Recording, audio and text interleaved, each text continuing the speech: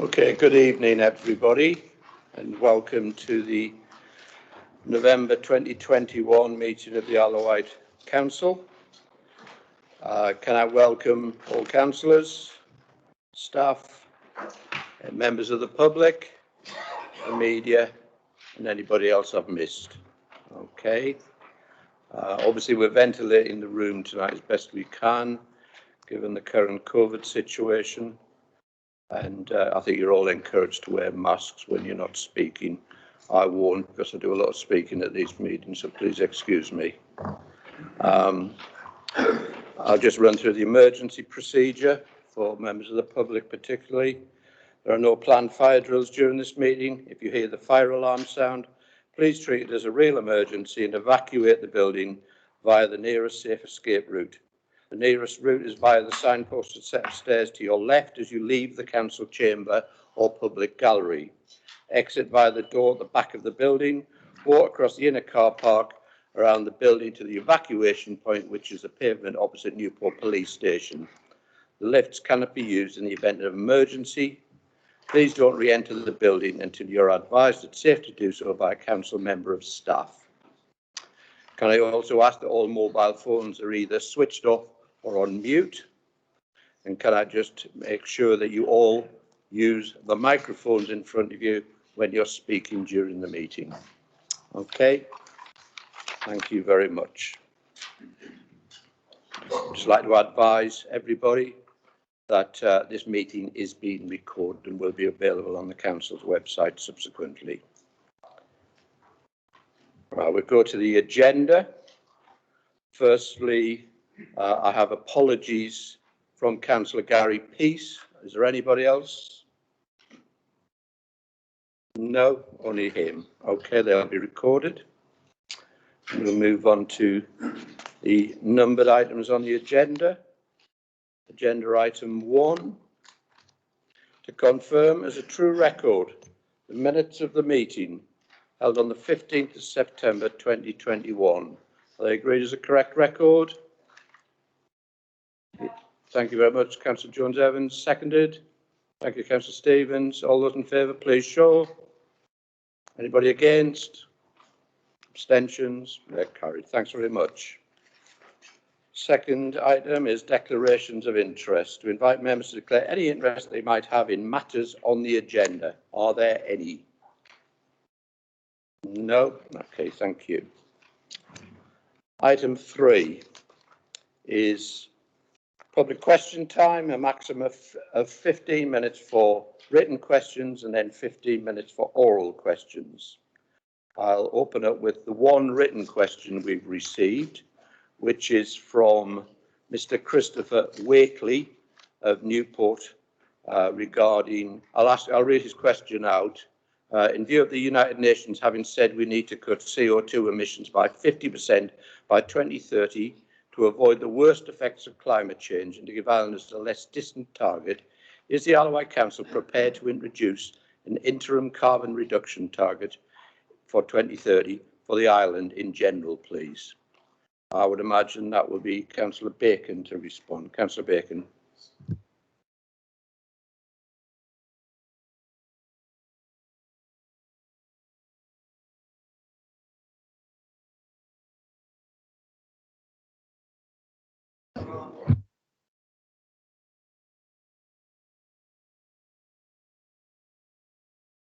Suggestion, Chair, we're all, if everyone presses their microphones and gets them ready to use. Yes, yeah, it is. That's the first thing I do when I arrive is I switch it on. I'm obviously well ahead of everybody, which is why I'm sat here.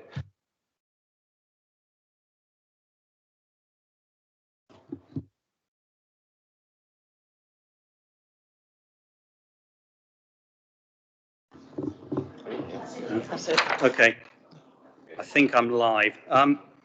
Thank you, Chair, and thank you, Mr. Wakely.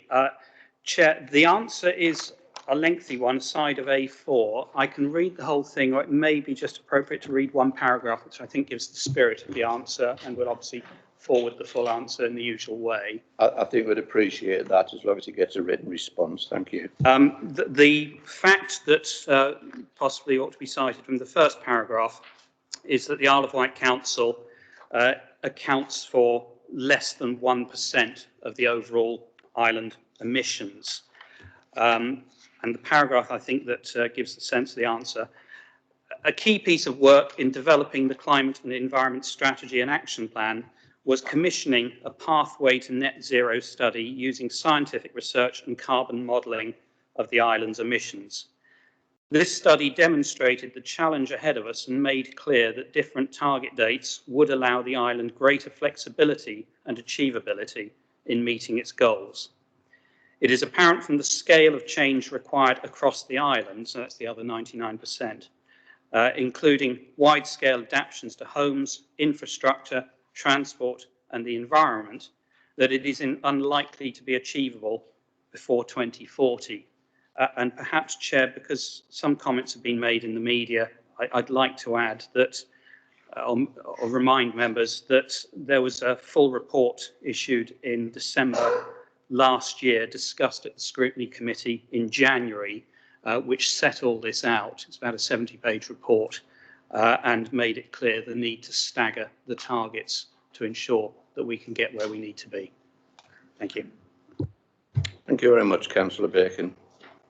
We have indications of oral questions from two members of the public. The first one is from Councillor Stephen Parks of Shanklin. Mr. Parks, are you there? Would you like to come to the microphone, switch it on so as it displays red, hopefully, and ask us out your question. Thank you. It's on now.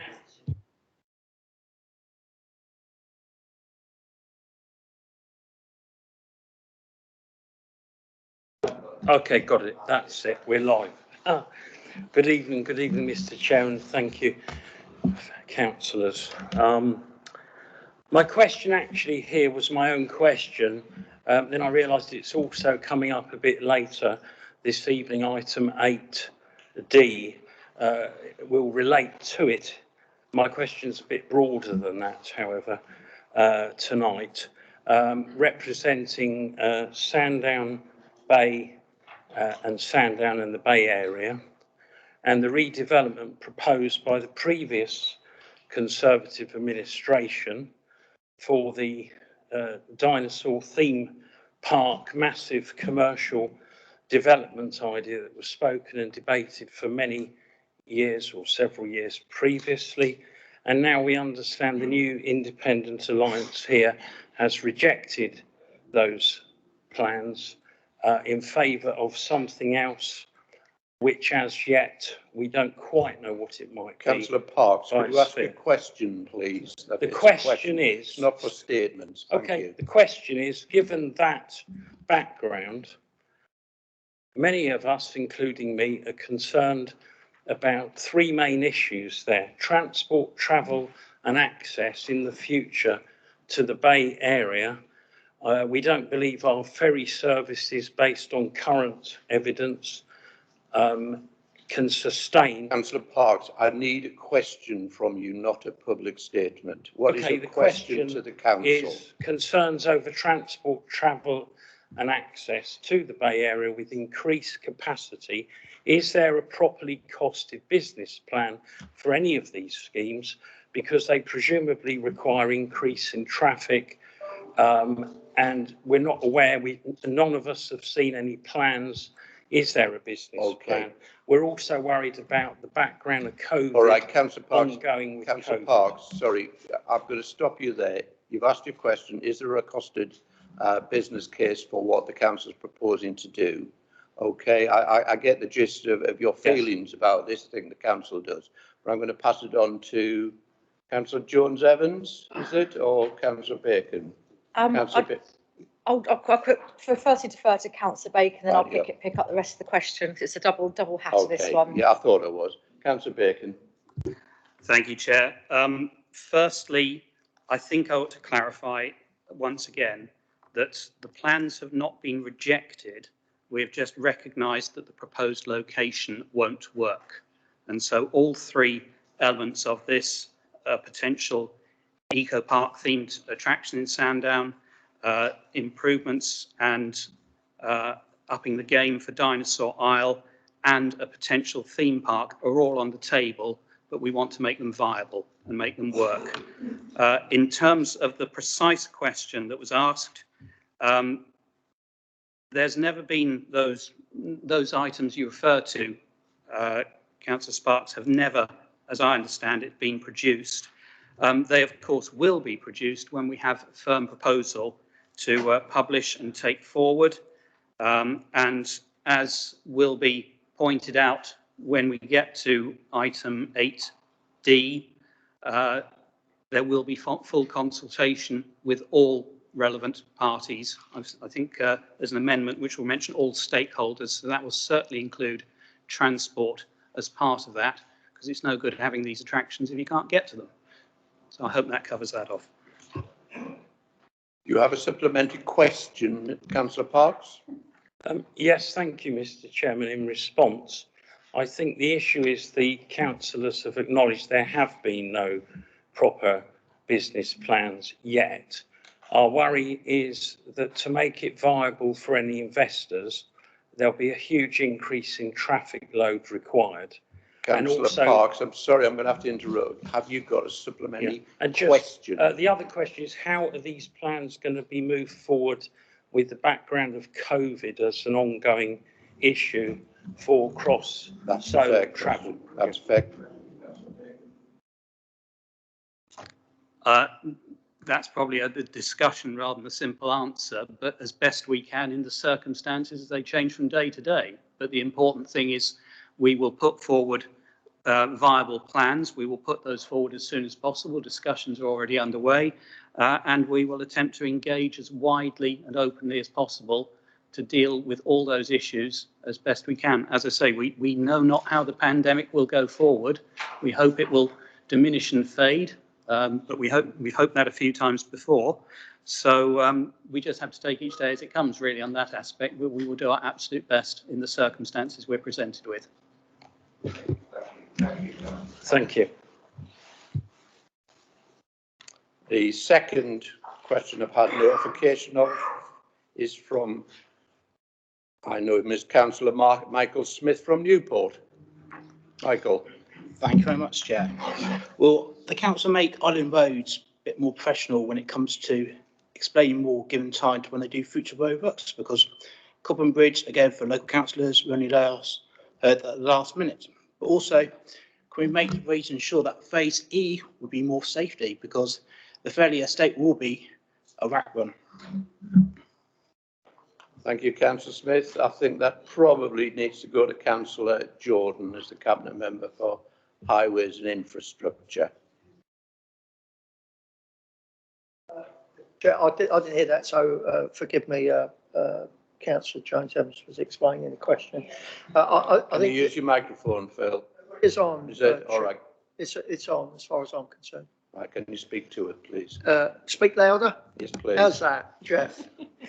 Try full level. Yeah. Jeff, I'm sorry, Chairman. Jeff, Chairman, I'll give. There, somebody's turned it up. I will give you a written reply to that. I think it's appropriate under the circumstances. Okay, Councillor Smith, is that okay with you? Yes, but I think the council should get island roads professionally, sort of telling the councillors when they're not last minute. I know this could be stuff that can be done, but it's frustrating for the locals and everyone themselves. Okay. Thank you. Thank you. Are there any other oral questions from members of the public in the gallery? No? Okay, that concludes the item on public questions. We'll move on to agenda item 4, which is my official announcements. You have a message from me, which is self-evident. I just would like to draw your attention to the remarks I made with the support of Councillor P.C. Wilcox as leader and Councillor Steve Hastings as leader of the opposition regarding the appalling murder of Sir David Amess MP, following on, of course, from the murder of Joe Cox a few years ago in the north of England.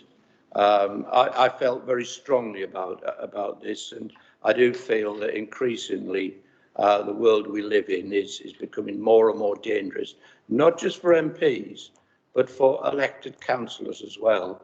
I still get communications on a regular basis of councillors up and down the country being attacked or conducting surgeries, going about their business, etc. Obviously, nobody's been murdered yet, but I do feel that quite often I read on social media in particular the constant vilification of some members of this council. And I mean, I'm going to name one. I feel really sorry for Ian Ward. I really do. I know he's a tough cookie, you know, but I feel really sorry for him because he gets constant, you know, criticism. He's a decent bloke, and I've known him ever since I've been on this council, and he's a decent bloke. There are other councillors as well who I feel get very unfair criticism, and all they do is offer their time in public service. No, I mean, I certainly have never sat in this council for any personal advantage. In fact, I was a far more popular man before I came here than I am now, particularly in planning related issues. I just felt it was important to say this, to be honest. I hope you agree with me, but I just want to urge you all to be very careful. As I've said, stay safe. If anybody used to watch Hill Street Blues, Phil Esterhazy used to say, let's be careful out there. And I mean, I think, you know, that's what I'm saying to all councillors. I will be sharing some information with you that the monitoring officers provided me with regarding helping you to protect yourself in the future. So you expect them in email from me. Is there any comments? Okay, thank you very much. The next item is item 5, Leaders Update Report. The first part of which is 5 minutes maximum. You've got the report, pages 19 to 24 of your agenda. So I'll hand over to the leader, Councillor Peter Wilcox, Laura. Thank you, Chairman. As you can see from my report, it has been an incredibly hectic time. As always, sorry, hang on.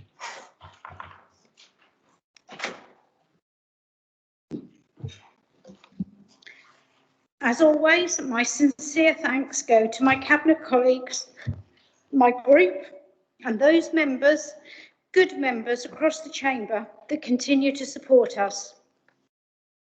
My thanks to staff who are also working long hours with us in support of our island community.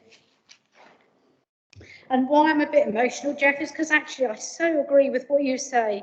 I fully support, as did the Conservative leader and our chairman, Councillor Brodie's comments about our safety and the threat of inciting hatred against us and our families.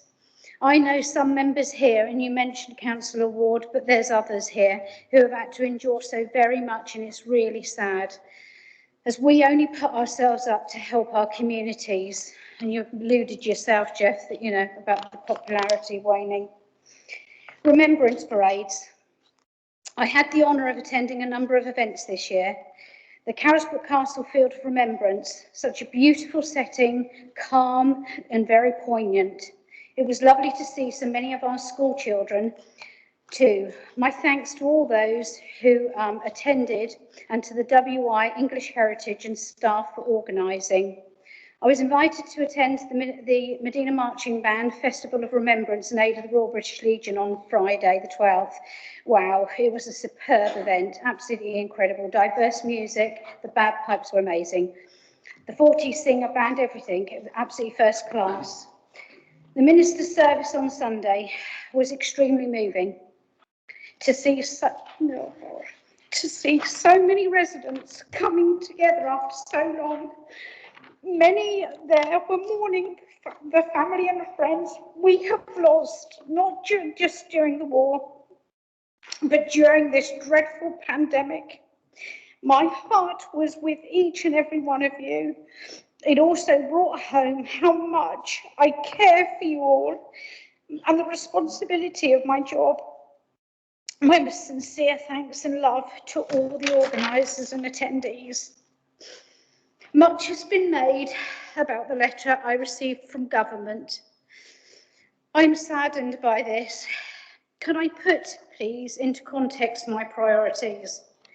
I am desperately trying to look after and care for our most vulnerable people, whether that's looking at innovative ways, but swift housing solutions. I don't want our children walking the streets during the day because they have to live in bed and breakfast. We continue to strive to keep our elderly and very, very vulnerable residents safe. My heartfelt thanks to Laura Gordian and her team, who are working unbelievably hard in this field. I go to meetings to find new ways to support and feed our homeless and vulnerable.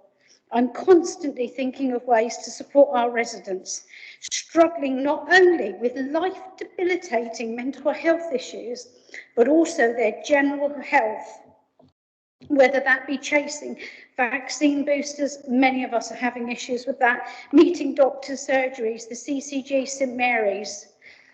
I prioritise our island's health. So sorry if you had to wait a week for a letter. Shame on you for showing no understanding or respect for the compassionate way I undertake my leadership role, but actually just trying to have cheap political shots at me. Thanks.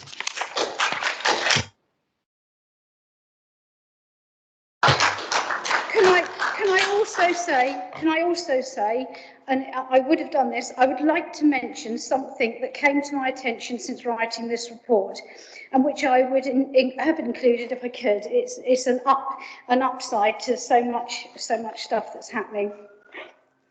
This is Stand with the Midwives Campaign across the nation. Groups will be gathering at 2 p.m. in support of and to show solidarity with midwives.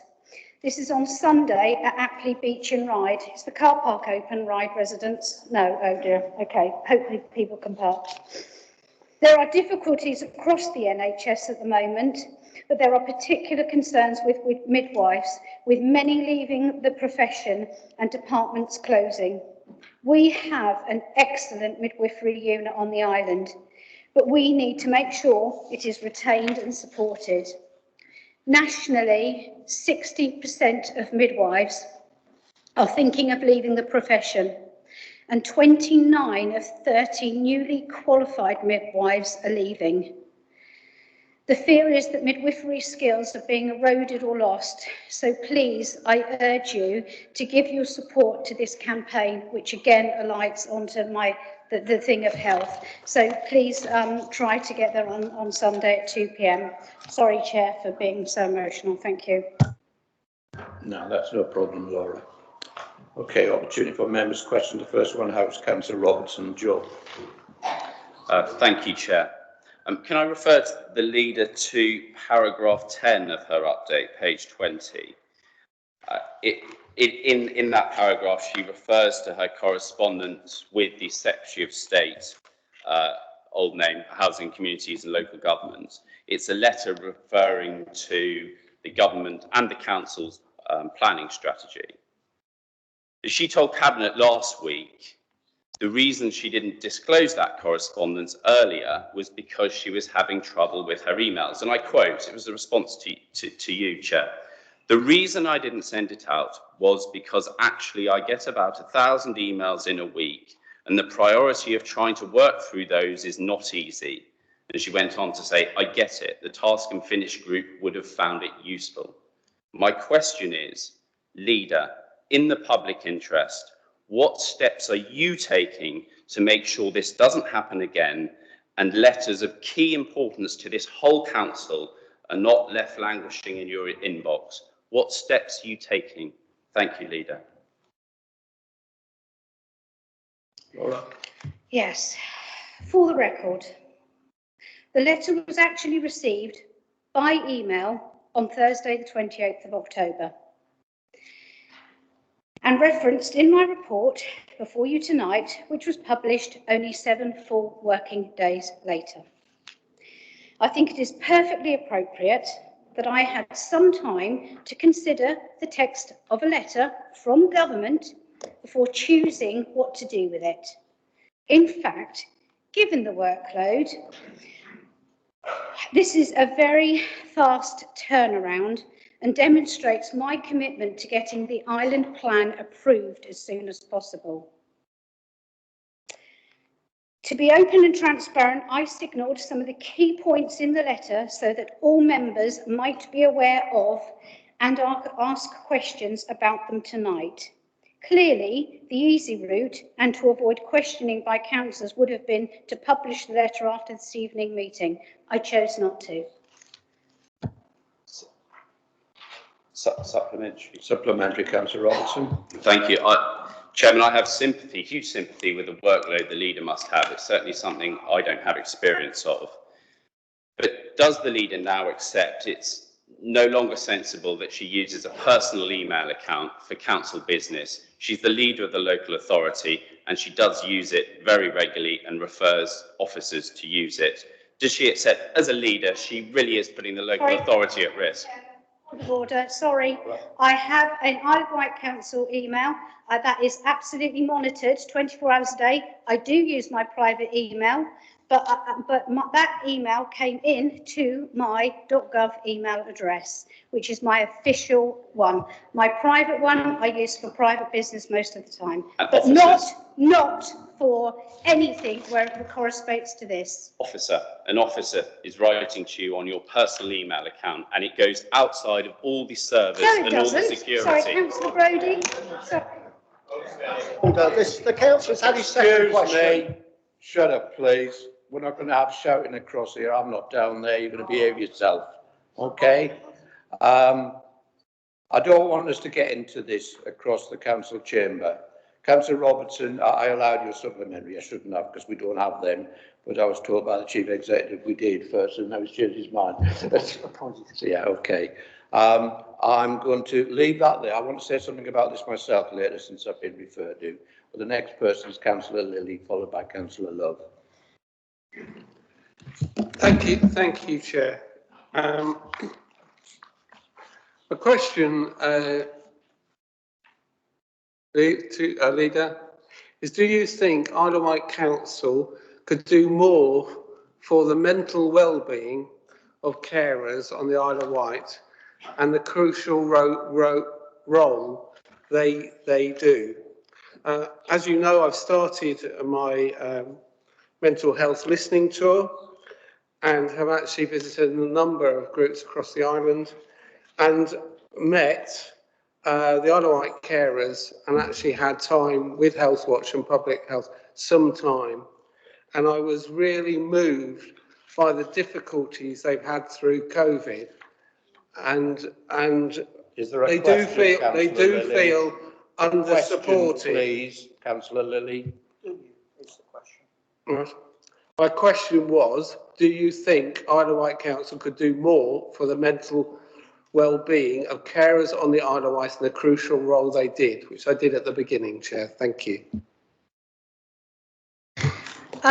Do you know, I know many of the carers and I speak to them on a regular basis and they have been absolutely superb. I don't know what we would do without them. Many of them are unpaid carers, which is very, you know, they take that role on. So anything that we can do to help and support, and I know hopefully through your listening tour you will pick up and that will help and support more. We can always do more. We can always do more, but we can do all that we can, and I'm very grateful for the work that you're putting in. Thank you. Councillor Love. Can we keep the questions, please, because there's a long list and only 15 minutes. Thank you. I will do. Thank you, Leader, for your report, and also for acknowledging the extreme pressures that adult social care is currently under and the wonderful work that the teams and workforce and carers in the community. My question is, straight to the question, would you agree that it's fantastic news that East Cowes and the island as a whole has received £5.8 million for the regeneration of East Cowes, providing jobs, sustainability for our young people in the future? Thanks, Councillor Love. You and I were very lucky to be able to attend the Wight Shipyard Award the other day. and to know that that might give that absolute job security, and knowing those lads that I went to school with, and knowing, you know, they've got wives, families, and the income that will come from that. I can't, we're just so lucky. I'd like to thank Chris Ashman and his team, who had to put the bids together really quite quickly in order for us and the success. So yeah, I'm really looking forward to what we can achieve down in East Cowes. It's about time. Thank you. Councillor Mosdale. Question for the leader. Leader, and lots of people are struggling to get their booster vaccinations, that they've had their call to say that it's time to have their jab. Is there any way that the senior members of your cabinet who deal on a regular basis with the NHS Trust and the CCG can push for better advertising of, one, where to get your booster, how you get your booster, and also find out, you know, what is actually going with the Riverside Centre? Every time I've gone online, there's been no appointments available. There is stuff going around saying just go and walk in at Westridge. The communication regarding booster vaccinations, I think, is imperative to get us out to the council. So please, can you work towards encouraging that better communication? Councillor Mosdale, I mean, woman after my own heart. A number of recent meetings that I've had with those people, the NHS and the CCG, I've said every time, you've got to get a clear message out. The message is very mixed. We're all being told, get your booster, but like you say, you go online, you're offered Portsmouth, Southampton. It's a terrible situation. We are pushing for it, and I don't know if Wendy Pereira is going to be working with the NHS. Leader, we are taking this up through scrutiny already. Oh, and there we go. My fabulous chair of scrutiny, one of the very helpful, good supporters, the other side of the chamber, is already taking that up, because it is a serious issue. John and I know we've been having the same discussions with people. So thank you for raising that. If we can do anything, we certainly will. Councillor Brading. Thank you, Chairman. My question relates to paragraph 18 of the Leader's report about the Welcome Back Fund. The parish council that I chair put in a request for funds. It came back from the project officer, economic development, obviously project staff, economic development now, that we couldn't have the money that we put in for, but a sum of money was available fitting 4 criteria. We had a special meeting in the summer, and in the middle of August put in that bid. We've not had acknowledgement. We've chased twice now, and we're still waiting for an outcome of that decision. So an update from the Leader, please, on where we are with it. Thank you. What I can say is Cowes had exactly the same issue, and I've been chasing it to Councillor Brading. It was pretty poor, really. The government, you know, it was all this singing and dancing. They were giving us all this money, and it was all, we all got excited, you know, put in great big bids for stuff. And then when the criteria came through, whoa, were we restricted? But I'll bring Councillor Judy Jones-Evans in case she's got anything else to mention. Thank you. Yeah, just to back up, the criteria is very, very stringent, and the reporting also is very stringent. And many local authorities across the country decided not to take the Welcome Back funding because it was so difficult to administer. In fact, it cost them more to administer than the fund was worth. But I know officers are working on some bids that have come forward from the community, but I'll make sure that you get a response. And if you cause any issues, you can always write to me directly, Councillor Brading. Councillor Bacon. Well, thank you, Chair. Leader, I'm very pleased to note really the whole of page 21 of your report and the developing approach to the climate change emergency declared in 2019. And I think it shows something I should have added into that, the answer I gave earlier, that, you know, the mindset is very much about how soon we can do it, not how long we can put it off. But would you agree with me that of particular note, perhaps one of the most important things before the council this evening, is paragraph 15 of the report and the first sentence. As part of our climate change strategy, we are reviewing all of the council's investments with a view to ceasing any investment in carbon producing activities.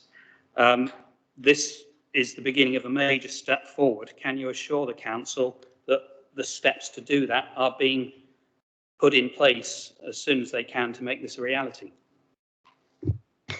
I sincerely thank you for bringing this to the attention, because it's something that I know that we've been working on for some months, and I fully, well, I know everyone will be wholeheartedly behind it. So thank you very much, Councillor Bacon. Councillor Jarman. Thank you, Chair. Leader, you recently attended with me and other councillors the tremendous opening of the Green Meadows Extra Care Facility in the wonderful Cornwall Bay. And I wondered, following that and your tour of the building and seeing just how well people were settling in there, if you could confirm the intention to continue working with our excellent partners to deliver further examples of affordable, safe and secure residential accommodation. Yeah, I have to say, it was an absolutely superb day. I mean, absolutely outstanding. 75 homes. 75 homes. I mean, it's incredible, and it was so beautiful. The setting was absolutely gorgeous. Anyone would be so lucky to live there, and to know that, you know, we can, well, and we will continue to work with those partners, because for them to deliver such a high quality place for our residents, you know, that just need that little bit of extra help and support. And also what that does is, by putting them in those places, it frees up more family homes in the area. It did take me, I nearly got lost in trying to find Colwell Bay, but it was a beautiful event, and I'm extraordinarily grateful to Southern Housing for what they've achieved there, and their investors that have put the money in. So yeah, it was superb. Let's hope we have more of them. Councillor Quigley. Councillor Fuller. Thank you very much, Chairman. Is the Leader of the Council aware that following the Housing Minister's response to your letter, the emphasis given to the Planning Inspector when considering feedback? Is the Leader aware also that following feedback from island residents, the work of Councillor Spink's Task and Finish Group and our MP, that there will be an update on those responses at the end, within the next month? Chairman, thank you. Thank you, Councillor Fuller, and thank you, Councillor Spink, because I know how much this means to him. I'm just delighted that you've gone down the right road of trying to get the island plan discussed. I know how important it is, Councillor Fuller, that you've gone out to the town and parishes and you've personally attended, you know, despite setbacks for you, that you've done that, and that it's all been, it's been so greatly received. So, yes, is the answer. Councillor Garrett. Councillor Fuller has basically asked my question, so I'll withdraw mine. Councillor Churchman. Thank you, Chair. On page 20, item 8, the 5.8 million, would the would the Leader acknowledge that this funding was in fact obtained by the previous council with a lot of hard work, and also acknowledge the hard work of the officers involved? Thank you. Oh, blimey. I can confirm that it wasn't got from the previous administration. Actually, staff had been working hard on trying to get a proper bid up and in place. Actually, Bob Seeley and I wrote the letter of support.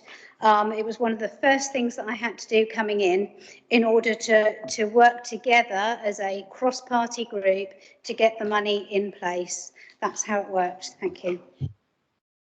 Thank you, Leader. I just want to say something quickly about the very first item regarding this letter regarding planning. I just want to make two pleas to the administration. As you're aware, Councillor P.C. Wilcox, after I saw your report, I asked that the letters be circulated immediately. What disappointed me, and I hope this isn't going to become a pattern of behaviour that I used to see in the previous administration, is councillors getting something sent to them and minutes later it's with the media. I think it's disrespectful to members of the council. There should be at least some form of gap so that we can absorb the information that's been sent out. Personally, I got it 2 hours after I read about it on the Wight, but apparently other councillors got it at the same time.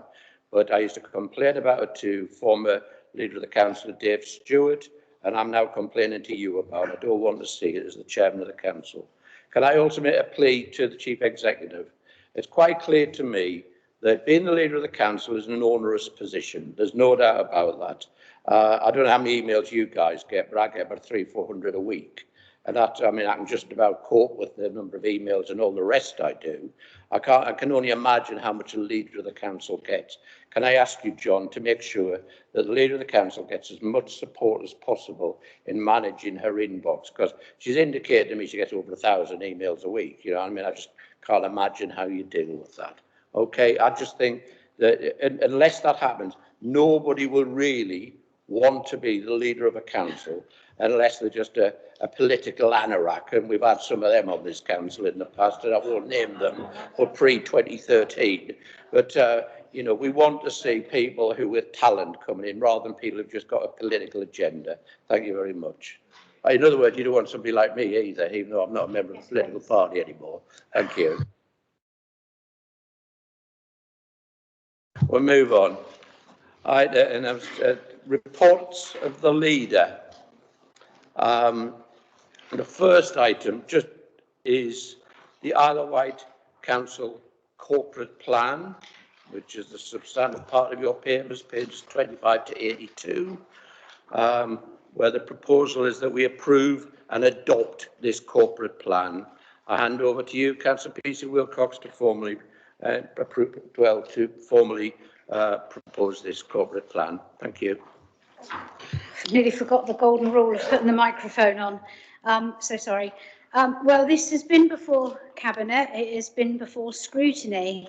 And I really don't think I've spent so much time on it, as many of us have, including the poor staff, that I don't think that I really need to keep going through it any more than I need to.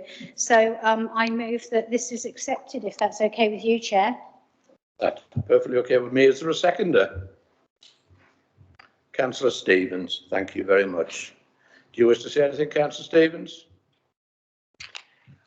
I think that the whole emphasis has been to set out the corporate objectives, and it's quite succinct.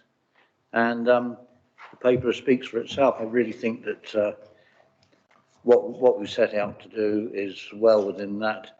I don't wish to go any further at this moment in time, but I think it's fine and inclusive. Thank you very much. Plain as your nose on your face. Thank you.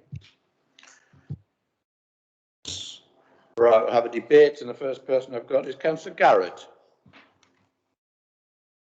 Thank you, Chair. If I may, Chair, I would move the amendment which has been circulated at Appendix 2. I hope members have had a chance to digest that. Before I start my remarks, may I say to the Leader of the Council, my heart went out to you when you gave your Leader's report. I have been a Cabinet member elsewhere. I know those stresses and strains. I cannot imagine what it must be like to be a Leader of the Council. And I'm sure all of us here were with you in those times. And we hope for a kind of politics.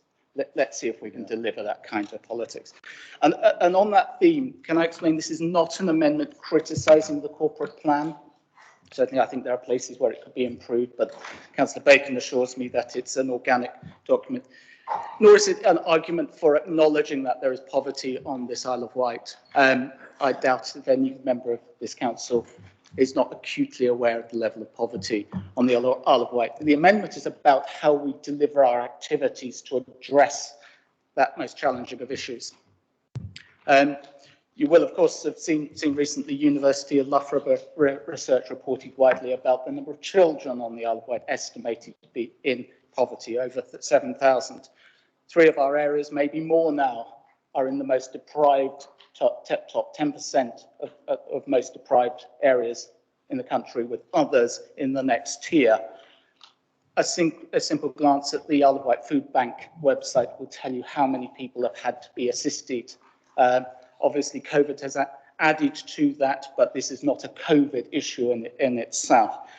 And then today we see that inflation is at 4.2%. Our petrol is rising by the day. Energy prices are nearly double for those who have been caught by energy companies that went bust. And for those on the lowest of incomes, this could be the straw that breaks those backs. And I would not want the Isle of Wight Council to be in a position where it had not thought as to how it would do that. So the amendment is about placing an overarching priority on everything that we do. Addressing poverty is not a silo issue. Can I acknowledge that poverty is mentioned in this corporate plan in several places? Poverty was mentioned in the previous administration's corporate plan, and I acknowledge that this is a cross-chamber issue.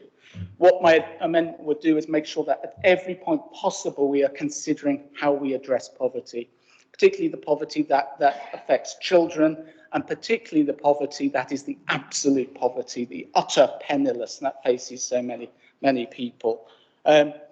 It does provide for two specific actions as well on top of that general ethos to be driving through everything we think of, which is around the local council tax support scheme. Members who've been on this council in the previous 4 years will know how strongly I feel about that issue. And I hope that, therefore, this amendment will get full support across the chamber so that we can say to the people in poverty on the Isle of Wight, we are with you. Councillor Garrett. And unusually, as the elected councillor who represents two of those three lower super output areas that are in the 10% most deprived, I will second your proposal. Can I ask the Leader of the Council, does she accept this amendment to the corporate plan? Wholeheartedly, and thank you, Councillor Garrett, for working with us. Thank you. Okay, thank you very much. So we're debating the corporate plan as amended by Appendix 2. Anybody else wish to say anything? Councillor Quirk, you're on the list. Yes. I'm supportive of this. It's very reminiscent of documents that we had at the draft stage some time ago. But the one thing that I think is missing is the ability to tell whether it's working. It's very light on any measures of performance. And maybe as this is a dynamic document, we should be looking at proper measures of performance that will enable us to track how it's going and enable the policy and scrutiny committees to track how it's going. I will ask the Leader to respond to that at the end of the debate, Councillor Quirk, but I wouldn't disagree with you. Councillor Medland. Thank you, Chairman. Just reading this through, it makes so many references to local councils and other partners. I think that that is a key element of this corporate plan. It's not our corporate plan, it's one we have to achieve with the community. And I just want to speak just to say, I hope we do make sure this, if this is agreed, adopted, it is as widely disseminated among our partners as quickly as possible, because it's crucial, I think, we get this message of the fact we want to work with other people out there as quickly as possible. Thank you. Councillor Jones-Evans. Julie. Thank you, Chair. I just wanted to say how proud I am of this document and all the hours and hours and hours of work that went into it, and that the way the Alliance has come together and come up with a really, really workable, understandable and focused delivery plan for the island for the next 4 years. You can imagine with people coming from, I came myself, I just ran my own election campaign. I was a single member, though, obviously with Councillor Love in the last term. But it's been such a delight to know that I'm with such like-minded people and that we've all got our hearts in the right place to bring this island forward, and especially, as the Leader said, in the context of coming through the pandemic and how the community really stepped up to be able to look after each other during that time. I think the plan, the way it's being put together, is quite simple and easy to understand.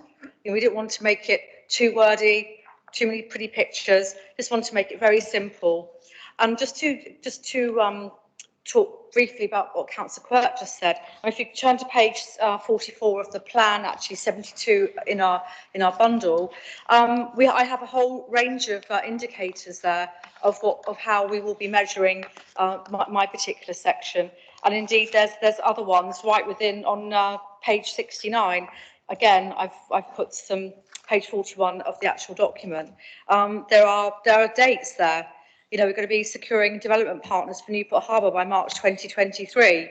New homes available at the harbour by March 2024. We're going to be, what's the other one? So Digital Innovation Centre in North will open next year. So I've been quite pointed in the fact that we need to have these measures in there so we can really track how we're going and make sure we don't come off track at all. So I think it's a great document. It's a living document, of course, and I think that's the most important thing, that we keep reviewing it. And of course, we have our policy and scrutiny committees that will ensure that each section of this corporate plan will be scrutinised and will be held to account, and obviously the measurements looked at as well. So, you know, I'm not going to talk about other people's sections, but I think it's a really good plan. I commend it to all of you. I look forward to doing my part in delivering all I can, which ultimately is for the well-being of the Isle of Wight. Thank you, Chair. Councillor Bacon. Thank you. I was hoping to second this, Chair, but you stole my thunder, but thank you for supporting it. Because Councillor Garrett's raised the issue that he's brought forward in his amendment. He was invited to bring forward some words and ideas about that. He did so, we all discussed it, and it's come up this evening. And that's how this organic document works, and that's how the sort of politics we want to see should work. That sort of proactive and active discussion leading to what I hope will be a good result tonight. I very much take Councillor Quirk's point about measures. This was, of course, raised at scrutiny. I did, in fact, bemoan the lack of measures in relation to my portfolio, but did point out, as Councillor Jones-Evans has done, that the range of measures is being increased. It's there's a list in relation to each area in the report. Sometimes we're dealing with things that it's difficult to measure on a graph or with a percentage measure, but certainly the ability to measure and therefore scrutinise is, I hope, increased by this document. In relation to my portfolio, I can make 3 very quick points in relation to measuring how things are going. We've now got a climate change strategy and action plan. We didn't have when this document was first being discussed and put together. But I do thank very much the work, particularly of Councillor Hastings, in taking steps to get us to where we are today when previously holding my portfolio. We are bringing forward the Dark Skies Park proposal in December, and also AIM 40, second part of that. We're bringing forward steps to achieving active management and support of the biosphere in January. So, don't want to be a hostage to fortune, but it's going fairly well on some fronts. There's still a lot of stuff to do in there, though, and we're committed to these aims. And as Councillor Jones-Evans has said, we want to make sure we are setting ourselves good, achievable targets, but we are working to achieve them. And therefore, I'm very much in support, as you would guess, of this plan. Councillor Brading. Oh. Thank you, Chairman. Clearly a lot of work's gone into this corporate plan, and there are quite a lot of stuff I like to read that's in there as an islander. I won't be supporting it for the simple reason that there are absolutely no targets. The reason I'm not putting targets in is either you don't want to be measured on performance or don't have any clear goals that you're going to achieve. I hear what Councillor Jones-Evans says about, held to account on some of the indicators. You can't hold someone to account if there's no indicators setting a target to know whether they've achieved anything or not achieved anything. So the lack of targets really disappoints me. And for that reason alone, I will not be supporting the corporate plan. Thank you. Councillor Love. Carl. Thank you, Chair. Kind of interesting how this debate is actually now beginning to unfold. So I've just looking through my particular bit of this plan and adult social care. A great deal of work has gone into that. And in fact, actually today I was talking to Leslie Stevens from Health about performance indicators and how we measure and perform. In my particular element, so the words are the administration's aspirations, which I look at as being goals and aims for what we're going to be doing. Slightly different language from that which you use yourself, but nevertheless, it's very clear. And there are 15 performance measures at the end of my particular section. So monitoring is very, very clearly identified there. This plan, from my perspective of adult social care, puts the island people right at the centre of all that we're trying to do. Poverty, I know lots about that. I've lived in poverty. Deprivation, I know lots about that too. In a different age, a different time. But still today, it's so important that everything that we try to do from a public health and adult social care perspective is about lifting people out of poverty wherever we can and giving them real hopes and futures. We're in a very difficult time at this moment. On the island financially, and it wouldn't matter whatever side of this chamber you sit on. Finances for public health, for adult social care are particularly going to be testing over the next few years, and that is the priority at the moment. So whilst that's a challenging position to be in, we are actually trying to be really proactive, doing the best that we can, stretching the finances as far as we can, and trying to make a real difference to the lives of people. And I actually did meet with Councillor Brading himself just a week or so ago, where we had a quite positive and frank discussion about poverty. So everything, although there could be more language within the document which talks about poverty and deprivation, but everything that I think that I want to do and our team wants to do is about bringing about a change to that poverty and position. Thank you. Councillor Lilly. Thank you, Chair. I wish to refer to page 40, item 4, which says to replace the current approach to securing an island deal, including actively pursuing government legislation to tackle inequality with the mainland, and the particular point work with the island's MP and government to secure the passing of legislation to level up the island with the mainland by December 2024, which is a clear target. To me, this is really, really important. And in fact, members will remember that literally every year for the last few years under the previous administration, I put forward a motion regularly about the need for an Island Act and for that legislation. And I think it's important, and I think that the Chair would appreciate this, that the late, great Harry Rees on the island, who was the partner of Councillor Shirley Smart, campaigned for this for decades and the need of it. And I think it's important, and I'm absolutely glad to see that recently Councillor Phil Jordan was actually working with House of Lords to regarding ferries, that we have a real opportunity to work with our House of Lords as well as our MP in pursuing that.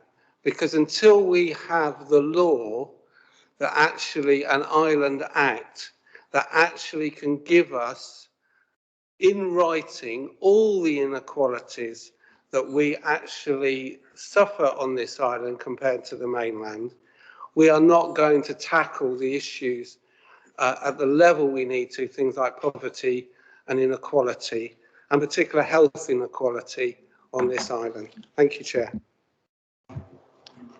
Councillor Fuller, Paul. Thank you very much, Chairman.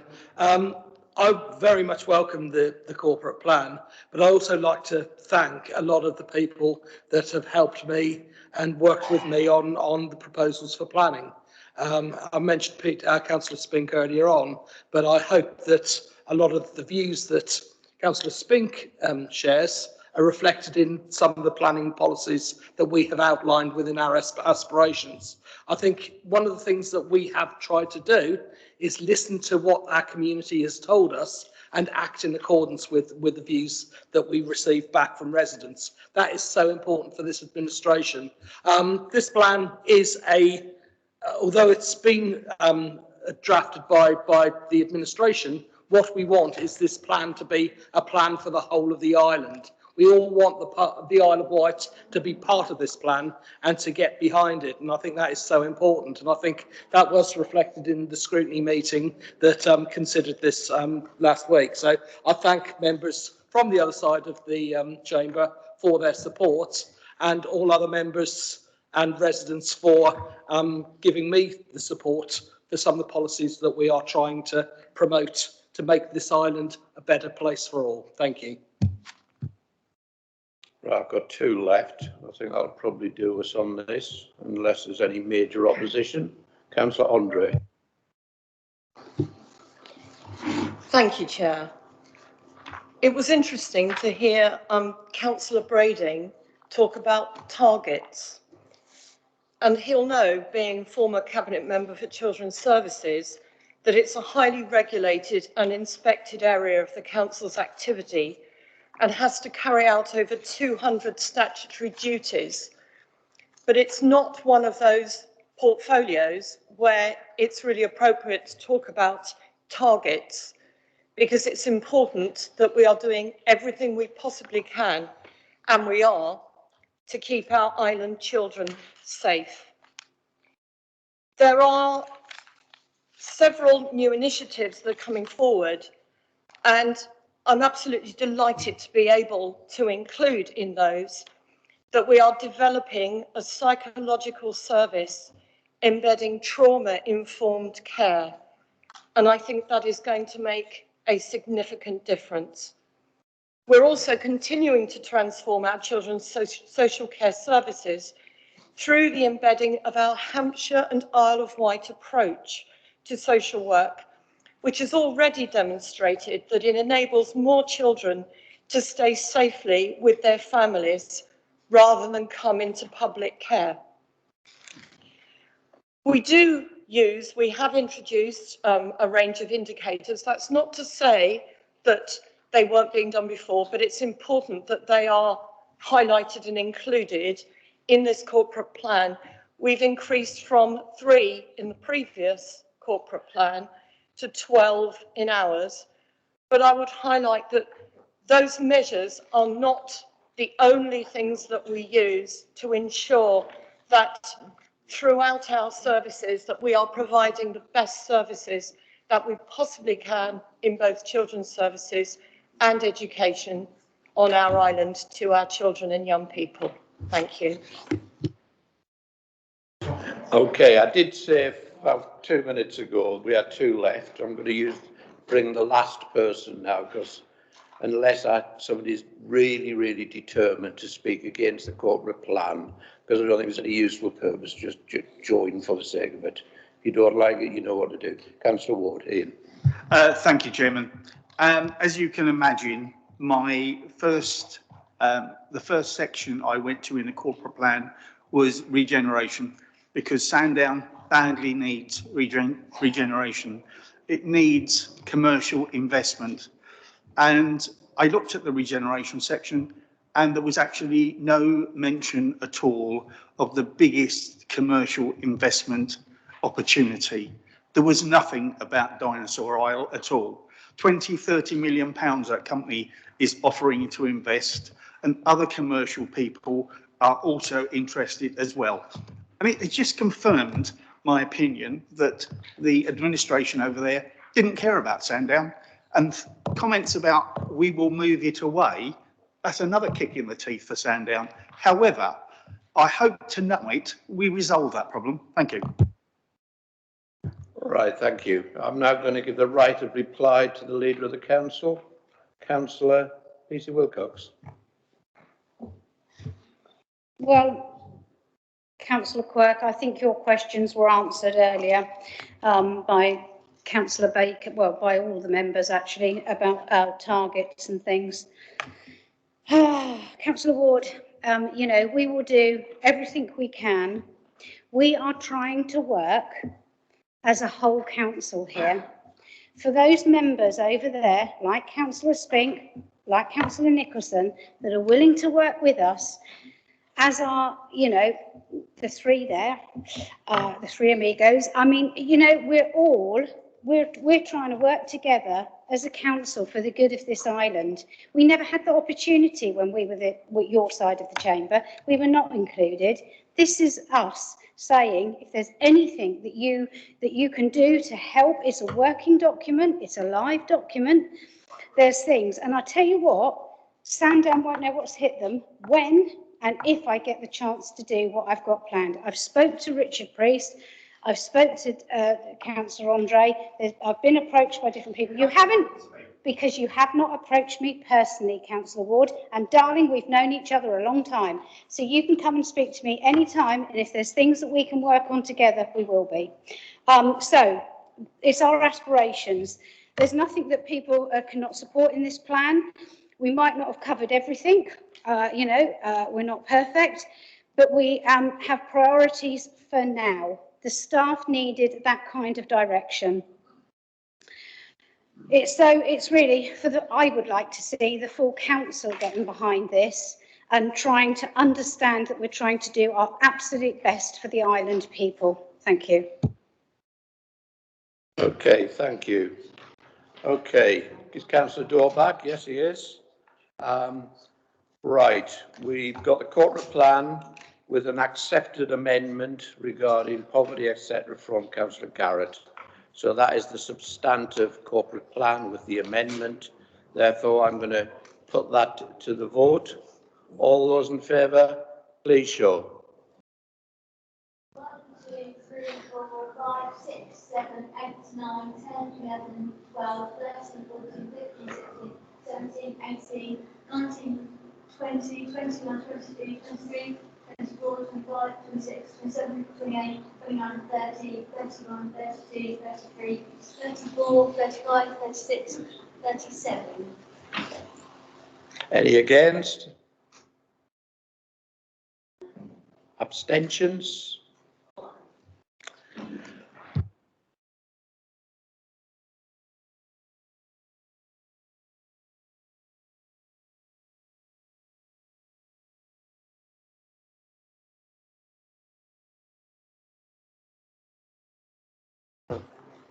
Yeah, Councillor Peter Wilcox. Just thank you so much. That just means so much. Please come and speak and talk to us if there's things that we can help with. Thank you. Thank you. Right. Item 6B. Report on the use of the special urgency provisions, which pages 83, 86 of your agenda, which relates to the COVID Household Support Fund, for us to receive and note. That's a report from the monitoring officer. Is there anything to say? Mr. Potter? Thank you, Chairman, and good evening. Yes, this is a statutory report required under the Council's constitution, where an urgent item has been decided upon, and the requirement is that it be reported formally to the next available Council meeting. And this is the report before you, and members this evening are asked to receive and note the statutory report. Thank you, Chairman. Formally move that report. Is there a seconder? Thank you, Leader. Does anybody wish to comment? It's just a matter of record, really. Councillor Andre? Thank you, Chairman. Just to say that this actually does come under my portfolio. It's money that will make a huge difference to our island families. It's a grant from government, but the reason for the urgency is that it was a very short time frame from coming in, and I'm really grateful for officers for getting the report together so that we can actually access this and get it out to the families that it's going to make such a difference to. So I thoroughly commend this. Thank you. We're not actually voting on what you've already decided, though. That's complicating the issue, Councillor Andre. This is just a question of formally recognising this. Can we show by hand? You don't need to count at the moment, Marie. All those in favour, please. Anybody against? Abstentions? Carried overwhelmingly. Saves all that counting, doesn't it? Okay. Right. Next, I'm going to deal with item 7. I'm going to have a short break. Okay. Item 7, reports of the monitoring officer again. The first one is the report on the pension board appointments, pages 87 to 100.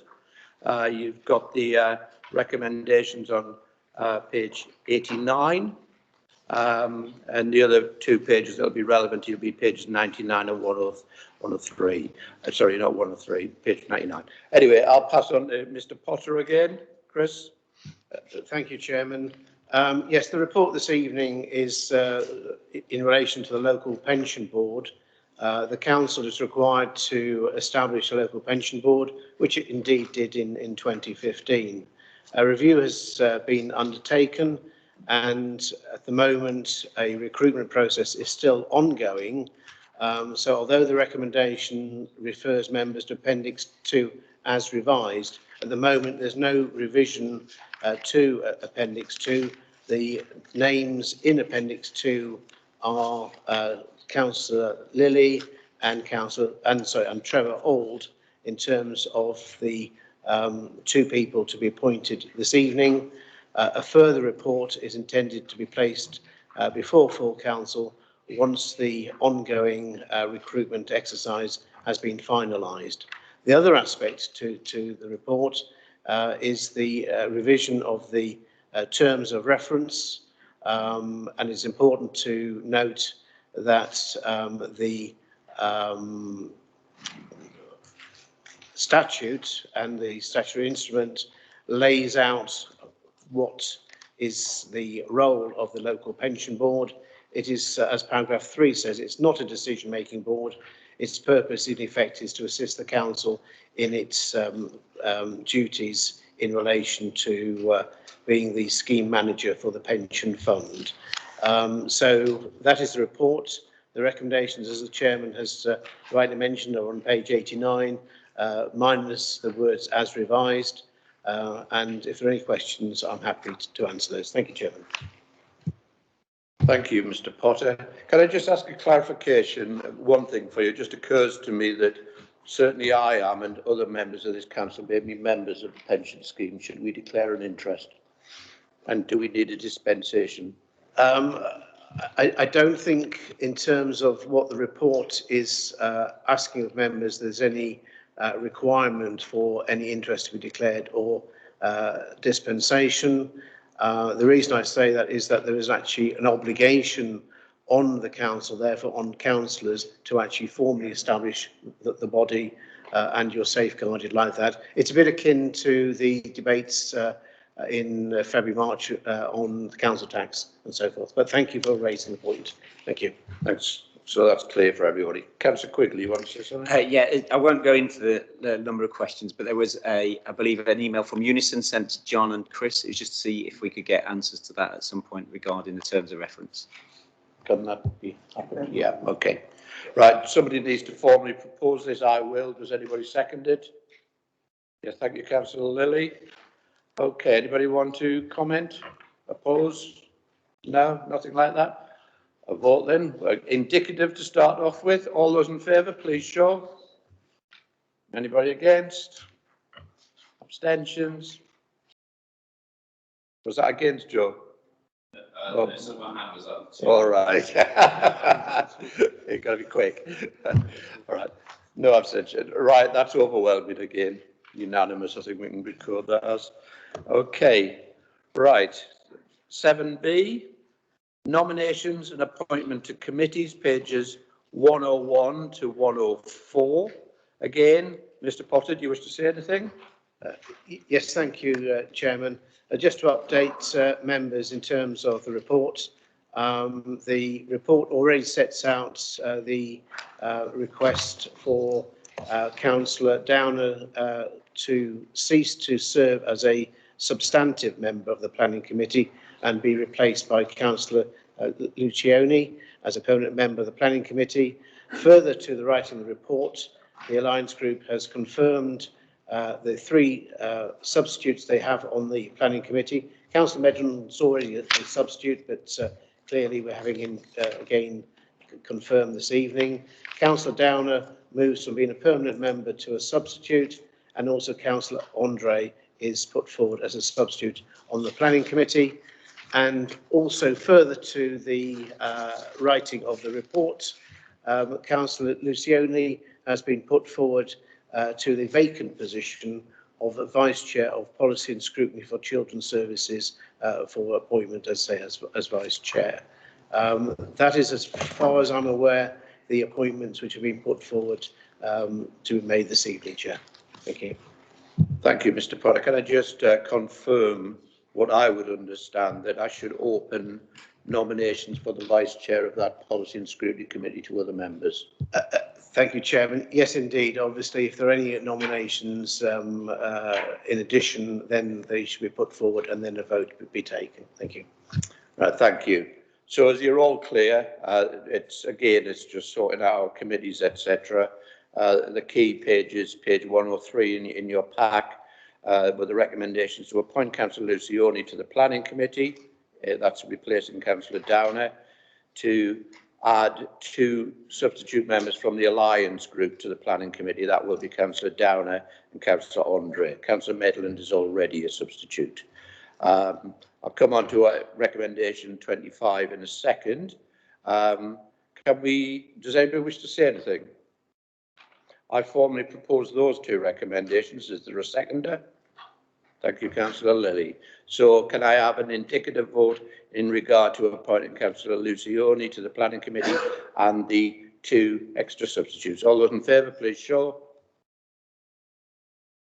Yes, sorry. Anybody against?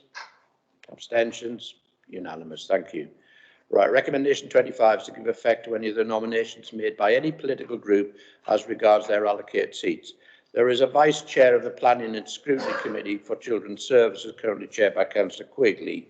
That wasn't filled when we did all the Vice Chairs back in July, I think it was. Councillor Lucioni has been put forward by the Alliance Group. Does the Conservative Group have anybody they wish to nominate for this? No. Does Councillor Pitcher or Councillor Garrett, or indeed me, want to be the Vice Chair? I don't. No. So the recommendation is that Councillor Lucioni is elected as that Vice Chair. Indicative vote again, please. All those in favour, please show. Anybody against? Anybody abstain? No. Okay, that's unanimous again. Right, that concludes those parts of the agenda. We now have up to an hour and a half left, so we'll comfortably finish by 9 o'clock tonight, you'll be pleased to know. We'll have an hour on agenda item 8, if it takes us that long. I'm sure it will.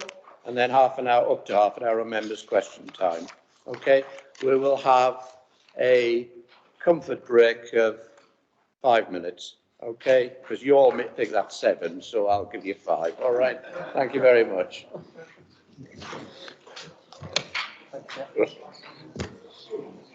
Well done, Jeff.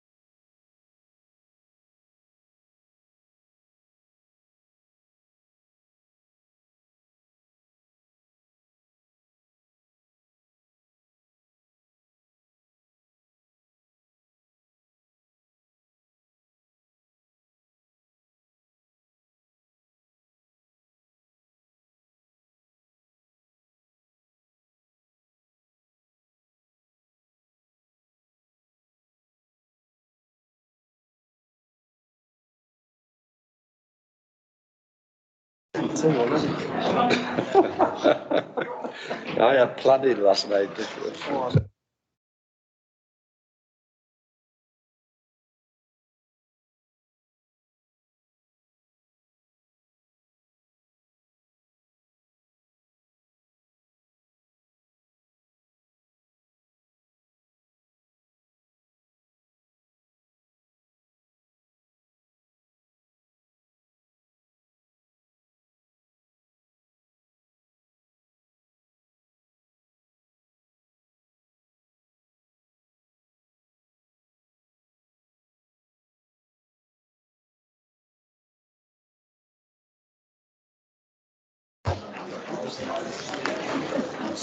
When my vice chair, who's late, is back in the chair, we'll start.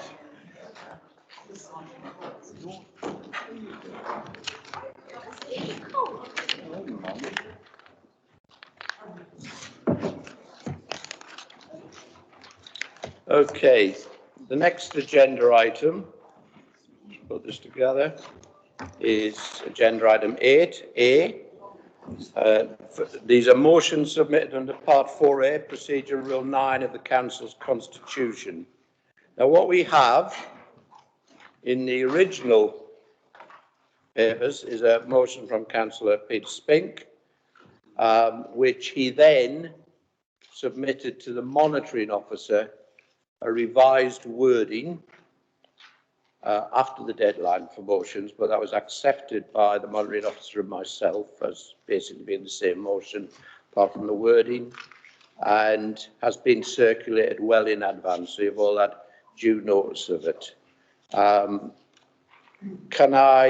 I'm going to do, I'm trying to abide by what the monitoring officer told me, probably criticise me later, but it's a little complicated. What I'm going to say is that I'm going to firstly ask Councillor Spink to formally move the motion as altered. Can you do that, Councillor Spink? Just formally move it, that's all. Yes, I formally move. And can I have a seconder, please? Councillor Price, thank you very much. Can I then have the consent of the meeting to accept this alteration? There's no vote on it, apparently. You just have to signify consent, which I guess is shaking the heads up and down. So if I can see lots of them, that'd be good. Okay, thank you very much. We're getting really good tonight at this, aren't we? So we've got this motion here now, and now I'm going to pass over to Councillor Spink to formally move his altered motion. Councillor Spink, Peter. And thank you for reading this motion. Microphone, Peter. There you go. Thank you. Oh, it's on red now.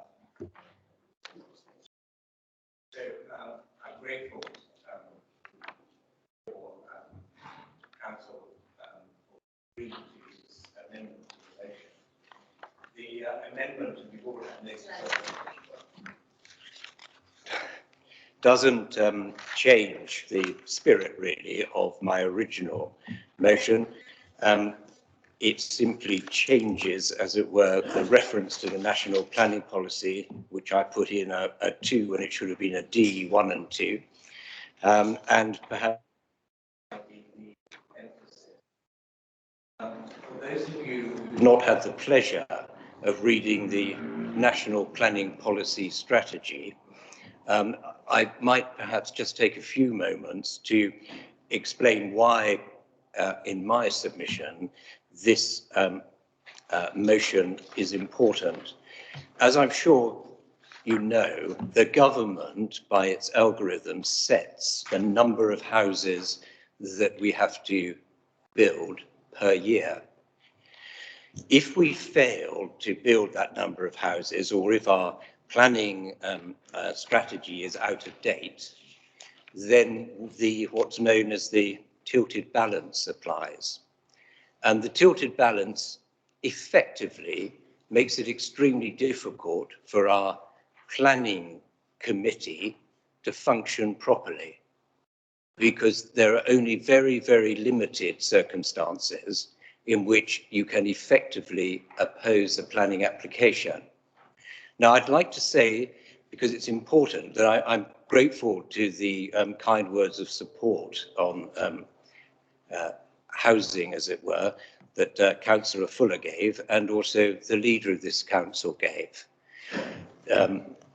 What I would like to make clear is that it's often thought that because one either wants to reduce housing numbers or alternatively, for example, doesn't like the tilted balance, that you're simply opposing housing. I don't oppose housing at all. What I consider is that we're not building, to some extent through no fault of our own, the right number of houses for the right people. And I am greatly encouraged, if I may say so, by the Alliance's approach to this. I don't always agree with the detail, but I think we're both, as it were, in terms of commitment, singing from the same sheet. I think everybody would believe that the best people to make our planning decisions are our planning committee. And I'd ask you to approve this motion so that we write, the Isle leader writes to the Prime Minister and the Secretary of State for Levelling Up, I'm not going to read out his full title, and Housing, requesting that this tilted balance be suspended. There are good reasons for it being suspended. When I say good reasons, I mean good evidential reasons, which I won't take up the time of this House unless anyone wants me to set those out. But there are very good evidential reasons. The principal one is that the government has announced in the last week or so a change in the direction of planning law. So the government is giving greater protection to greenfield, is not carrying out some of the centralisation that it was talking about carrying out in relation to planning. And Michael Gove has recently said that he may well be scrapping mandatory targets altogether.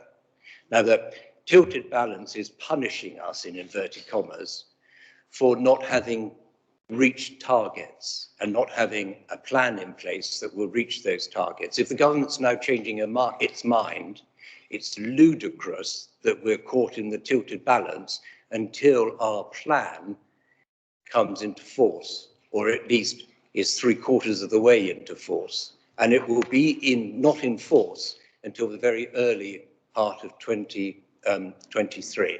I've gone over my time, presumably, but sorry, I just saw everyone looking. I saw everyone looking at the light and hands going up, so I thought there was a complaint that I was over my time. But it turns out that that's all I wanted to say, and Thank you, Councillor Spink. Seconded by Councillor Price. Do you want to say anything at this point? Yes, Councillor Price, Matt. Thank you, Chairman. I won't say much, but obviously, having sat on the committee, the planning committee, for a number of years, the position we're in right now is a difficult one, and you know, we're faced every time really with the presumption in favour of development, which is a term none of us want to hear anymore, and this does give an interim solution potentially. And that's what we need. We need an interim solution. And again, I commend Councillor Fuller's efforts to progress the delivery of the island plan revision. Again, I think as many of us here don't necessarily deal with don't agree with necessarily the approach that's being taken, but the spirit and the enthusiasm for getting it delivered as soon as possible is something that we would all want to support. But I absolutely support Councillor Spink's motion tonight to try and get some interim solution in place so we don't have to bow down to those rules anymore. Thank you.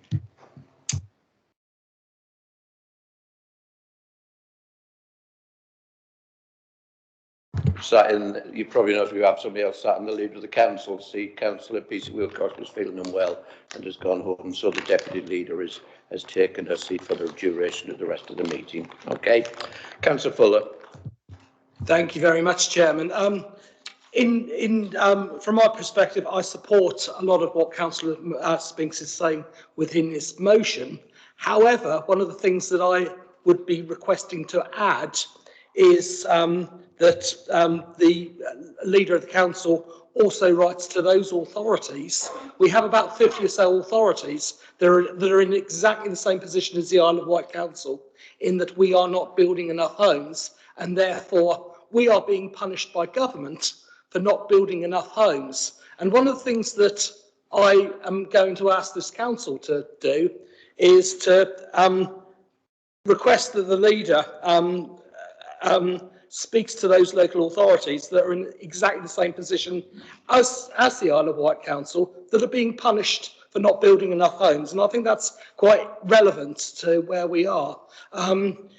Councillor Price mentioned just now about the NPPF, saying that we have to support the presumption in favour of sustainable development, which is not good for the island, because what we're finding is that we're losing greenfield sites where we don't want to do that. There are other authorities up and down the country in precisely the same position as us, and we ask that the Isle of Wight Council takes the lead talking to other authorities in the same position, and request that we can work together to try to make the government change its mind on where we are. The motion has been circulated. I wish it was circulated a little bit earlier on so people could see where we are coming from as an administration. I think it's really important that we do this, and look for a seconder. If Councillor Spink would like to second the motion, it basically says exactly the same as what you're saying, Peter, but we're adding that little bit on the bottom. It would be great if we could work together to support my amendment to your motion. Thank you. Okay, I'll go through the amendment in a second. There's a seconder for the amendment. Thank you, Councillor Lilly. Okay, obviously it's just been circulated. It was only made available not long before full council. There was a number of amendments that came in from the Alliance, and it would be helpful if they could perhaps be a bit more, give a little bit more notice in future. But it's just been circulated. It's not a difficult amendment. It tidies up some words in the first paragraph after the numbered ones, and then it adds the final paragraph. Can I ask if you accept the amendment, Councillor Spink? May I make a comment before I say whether I do or not? Yes, you do. As far as writing to the other local authorities is concerned, I wholeheartedly support that. What I think, though, is that we should write to the Secretary of State first and leave it a little time to receive a reply, because that gives us two strings to our bow. And I also would suggest that it may be, for example, that the government would be more likely to allow it for the Isle of Wight because of the unique situation of the Isle of Wight. Whereas if it thinks that 50 or more councils are going to jump on the merry-go-round, it may be concerned that that will affect its overall target. So I would ask, please, and then I'll support the motion certainly, or approve it. I would ask, please, that the letter to the Secretary of State not be written, the letter to the Secretary of State be written, but the letter to the other local authorities not be written until we've received a reply from the Secretary of State. Thank you, Pete. So you accept it. I think what you're essentially saying, somebody's quite has gone through a lot of quickly amending amendments in the past. In the final paragraph, Councillor Fuller, I think you should listen to this. You probably need to add, after Isle of Wight Council, if a negative reply has been received. From my perspective, I'm more than happy with that. I would rather see us all working together on this. I think it's important that we are seen to work together. I don't want any division on this motion, because I think it's important for the whole of the island to be working for the same goal. So I would be quite happy to support that. Councillor Lilly, are you okay with that? Are you okay with that, Councillor Spink? I am. Are you okay with it, Councillor Price? So everybody's okay. This is great. Okay. Right, we'll have a debate. on the motion, starting off with Councillor Quirk. Chris. Thank you very much. Totally support the motion, totally support the revised motion, but the last paragraph, is it worth considering whether we actually work with the local government association in that, in sort of coordinating that we can still be the lead and drive it forward, but you know that they have a lot of open doors that we don't necessarily have access to. Anybody else? Oh, yes, sorry, there's a list. I forgot that. Councillor Quigley. Richard. Yeah, I might be missing something, and I'm quite happy to stand corrected, but it would appear we're discussing the housing crisis on the island where we haven't built enough houses, and our solution to it is to build less houses.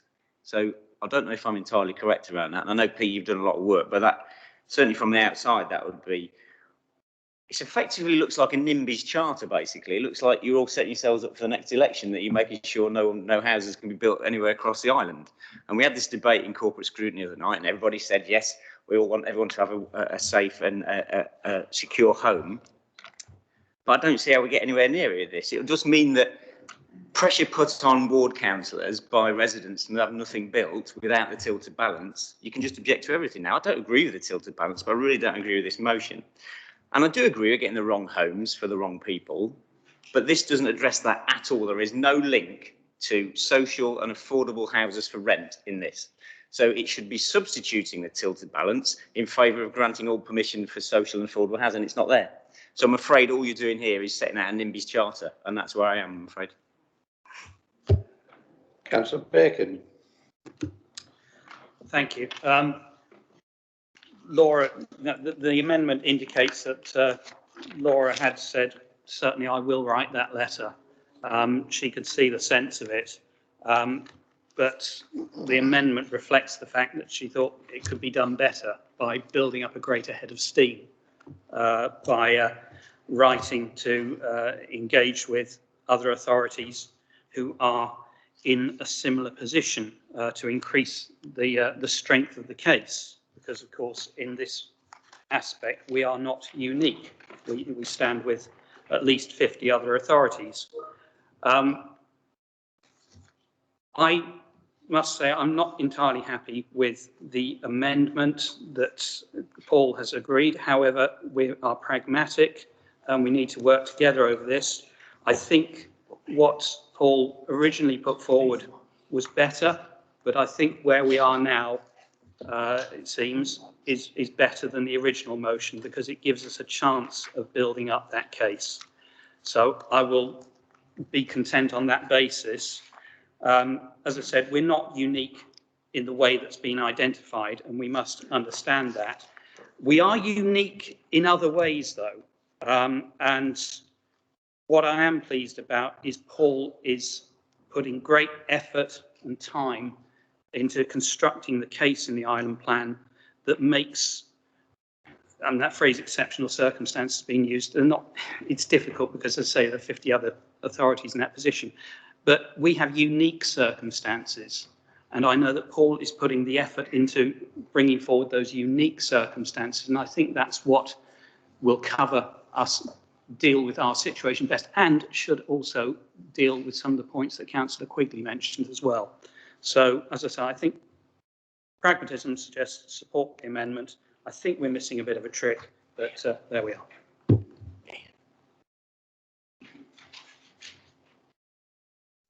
Councillor Churchman, Vanessa. Yes, Chair, I object to Councillor Quigley suggesting that we're electioneering. I've worked my socks off because I think we need the right housing for the right people. And how dare you infer that myself and the rest of us don't care about island residents? Thank you, Chair. Unusually, I put myself on the list because I feel very strongly about it. So I'm not going to speak from as the chair. I'm going to just say my comment. I will not vote for this motion. I agree with Councillor Quigley that this is effectively a NIMBY's charter. It is about time that this council start to talk seriously about the provision of social housing on the Isle of Wight. I represent a ward where one of the biggest issues is the shortage of housing. In Ryde, where there's been a lot of fuss about housing development recently, if anybody looks at the problems in the more deprived areas of Ryde, one of the issues that people need is housing that is affordable to rent from preferably a local council, otherwise a housing association. Everything we talk about here is about not building anything. I'm not particularly interested in building houses for people to move to the Isle of Wight. What I'm interested in is providing homes for islanders that they can afford to rent. Not 80% of market rent, 50%, 60% of market rent. That's what we should have. We need a government that addresses those things. And whilst there are parts of the motion, I can understand why they're there.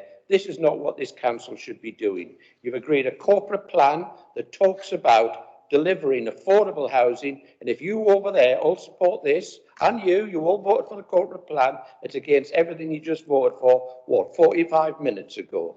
That's my piece. Councillor Stevens. That's the problem with coming after the chairman, isn't it? When you virtually taken away what I was about to say. I'm cabinet member, and part of my remit is homelessness. Now, I take on board what Councillor Spink says and what Councillor Fuller says, but to be quite candid, I think the opening gambit was right number, right people, and I just put alongside that right type of housing, right tenure, because what we have been doing is probably building the wrong type of house. Obviously, some of them weren't selling. They weren't selling locally anyway. So what we've got to do is, and what I've been trying to do, and Councillor Quigley is aware of it, and indeed Councillor Ward's aware of it, and Councillor Brading, I believe, who actually sent me emails and contributed to the way we're going. We're looking at making headway for local housing for local people, and I've always parked the affordable because what's affordable for one person or one family is damn well not affordable for the other. So we're looking at things in a sensible and measured way. I welcome, and as I emailed back Councillor Ward and indeed Councillor Brading, and also put the contacts in touch with our homelessness officer as well. So we're moving that forward. I would say that there's a lot of work to be done, and it's being done by officers in a responsible way. If you read, and I know you have read, because I did, when I seconded the corporate plan, I made short shrift and said it's plain as the nose on your face. Read the corporate plan, read the elements from myself with regard to housing, etc., and you will find there is an expression to bring forward housing as one of our main thrusts and objectives. And I'd be an absolute fool to sit here and then say I'm going to vote because we've agreed potentially on both sides that there's a way forward. I'm sorry, but I can't vote for this. Thank you. Councillor Lilly. Thank you, Chair. At this moment in time, I have a huge amount of empathy with what Councillor Stevens has just said, and also Councillor Quigley and Councillor Brodie. We're in a very difficult position regarding the current situation of sustainable development and the reality of the tilted balance means that the actual control of housing is very much in the hands of the private developer within those schemes. We need to find a way of getting control back so that we are leading on getting the right housing for the people that need. Absolutely right that our private rented market has completely disappeared on the island. It's gone by 83%. There are huge amount of people who are hardworking, that actually raising their families in private rented accommodation, not knowing whether they've got a home in January, because various evictions are escalating and going up. So it is a very uncomfortable position, but we do need, at the moment, in planning, is to get the Secretary of State, who should be looking at the dual issue of planning law on planning on this island and the crisis or housing crisis we have on this island, because the current tilted balance puts it in the hands of the private landowners and developers, and that is the problem. It is a very difficult one because I support this, but I partly don't support it. I'm actually stuck in the middle of this because we need to communicate to Michael Gove about this issue. And I called before that we should be getting him on this island. His, relative lives on this island, is one of the GPs in Ryde, and actually knows the issues on this island. He visited this island many times. Thank you. Councillor Love, Carl. Thank you, Chair. There's no doubt that from what I'm hearing from discussions on all sides, that this is a really complex issue. And I actually think that that we should actually go away and have some more thought about this before we take any action. That's my thoughts. So I'll just go, the right number of housing for the right people. I'm not quite sure what you think the right person is. From my perspective in adult social care, I've got a crisis of recruitment because we have no rented accommodation for anybody, irrespective of poverty and all kinds of other social issues, I should say. So my crisis is in extra care as well. It's not just about providing affordable housing, whatever that means, because it means different things to different people. And what's affordable to one is not affordable to another. The point is, we have a crisis in housing, which is impacting upon a crisis in recruitment for staff to care for the people that live on this island. We need rented housing for everybody, for those who have the money to be able to pay commercial rates and those who don't, who can't afford to pay commercial rates. So we need to get our message right. And I'm not sure that from the debate and discussion that we've had here tonight that we've got that right. It doesn't sound like that we've got that right. So I won't be voting for this amendment, I'm afraid. Councillor Daw, Ian. Don't know, still exist. Thank you, Chair. I made some notes coming to the meeting tonight. I just wanted to hear the debate because I really had no sort of concrete feeling about this, and there's a lot of confusion.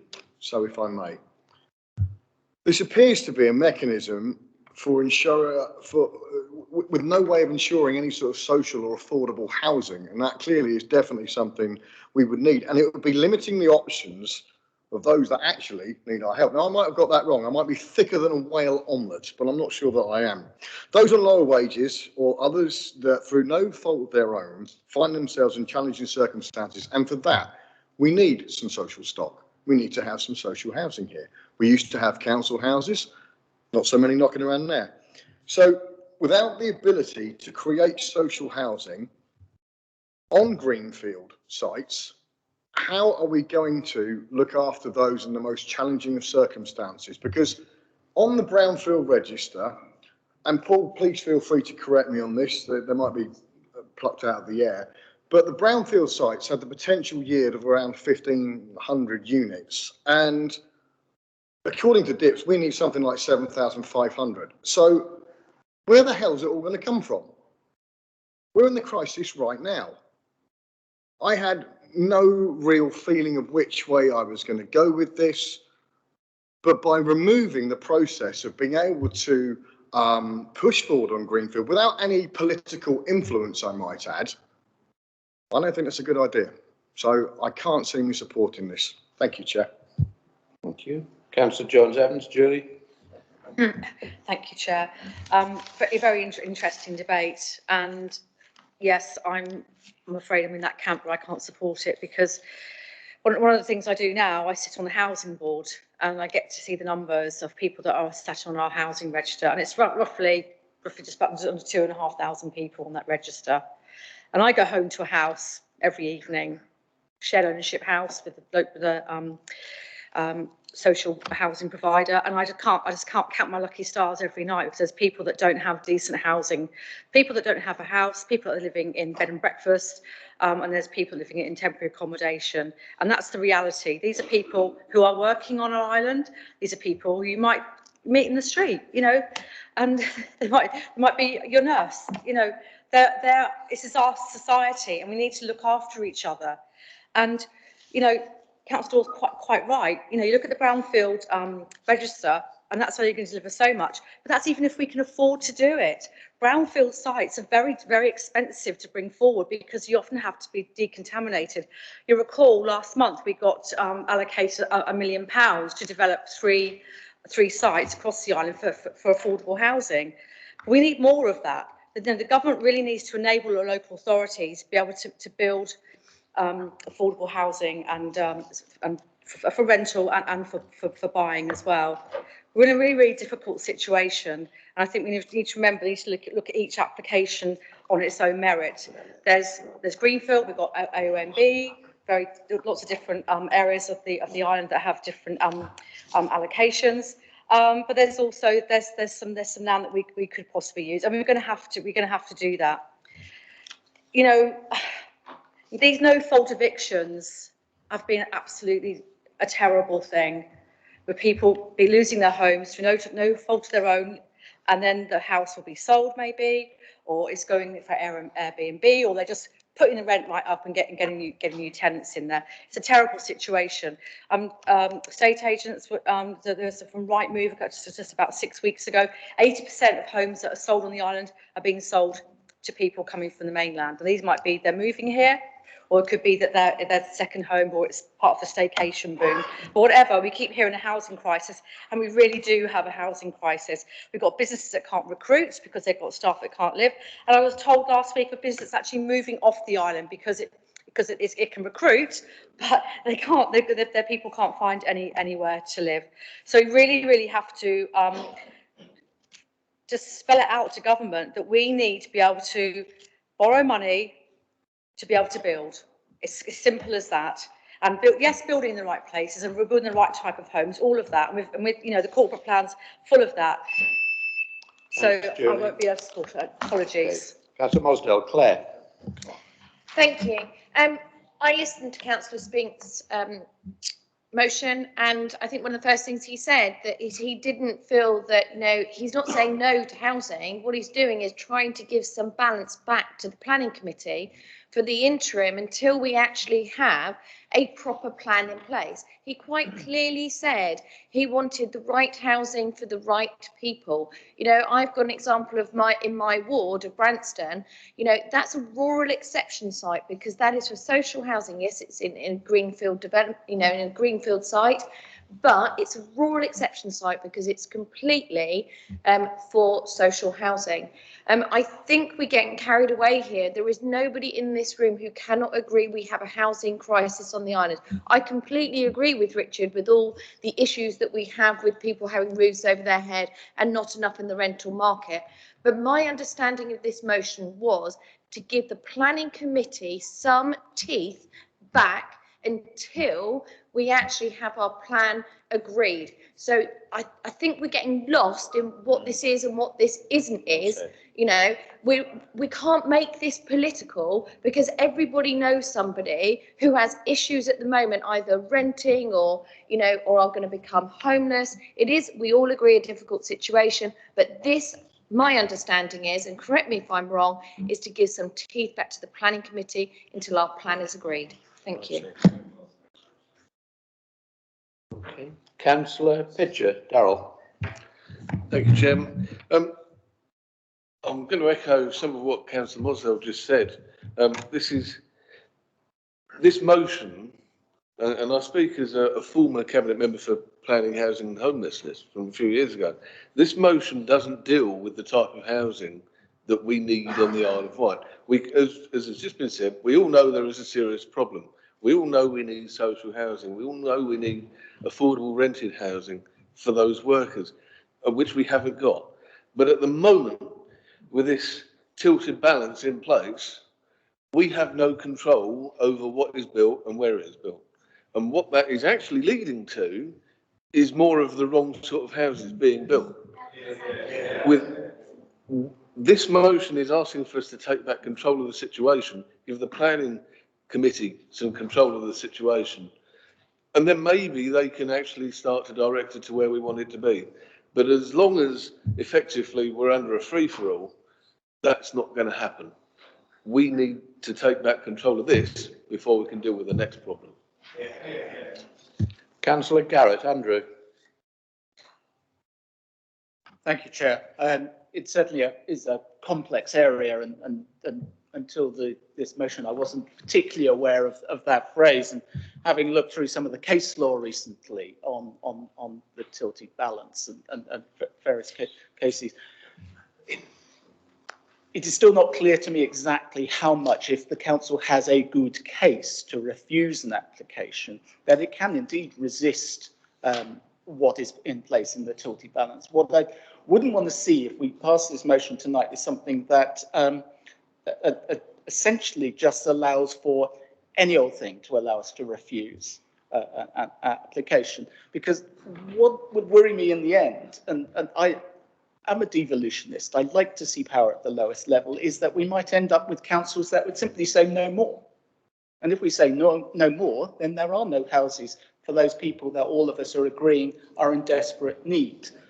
And so I have to interpret this motion in terms of what is the bigger signal it sends about what the Isle of Wight might be asking for.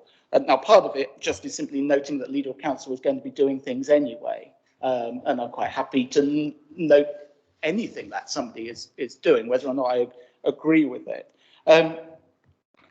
So yes, the protection of our greenfield sites is of paramount importance, to the point where also we have to balance against the harm that might do to the protection of humans who need housing. And those who are familiar with John Stuart Mill will know that you look at that harm principle. And so, coming at it perhaps from a convoluted perspective, but I think that the message that passing this motion would send out tonight is on the side of we just don't want to see housing in places we don't like. Rather, the message should be to government, well, if you really do believe that council should protect green fields, well, just get on with it and get your new revised guidance out there. To be honest, actually, the speed at which government usually makes decisions, or unless it's U-turning, of course, is incredibly slow. And I'd rather suspect that the Secretary of State would bring forward their a revised planning policy rather more quickly than being able to get around to considering whether or not the tilted balance is of particular interest to them. So no, I don't, having heard the arguments tonight, feel that on balance I can support this motion. Councillor Fuller, Paul. Thank you, Chairman. There seems to be quite a bit of confusion. Apologies for that. One of the things that we have made quite clear in the draft on planning strategy is that our priority is affordable housing that people, that islanders can afford. At the moment, affordable housing that's dictated by government suggests that affordable housing is 80% of market value, either for rent or for to buy.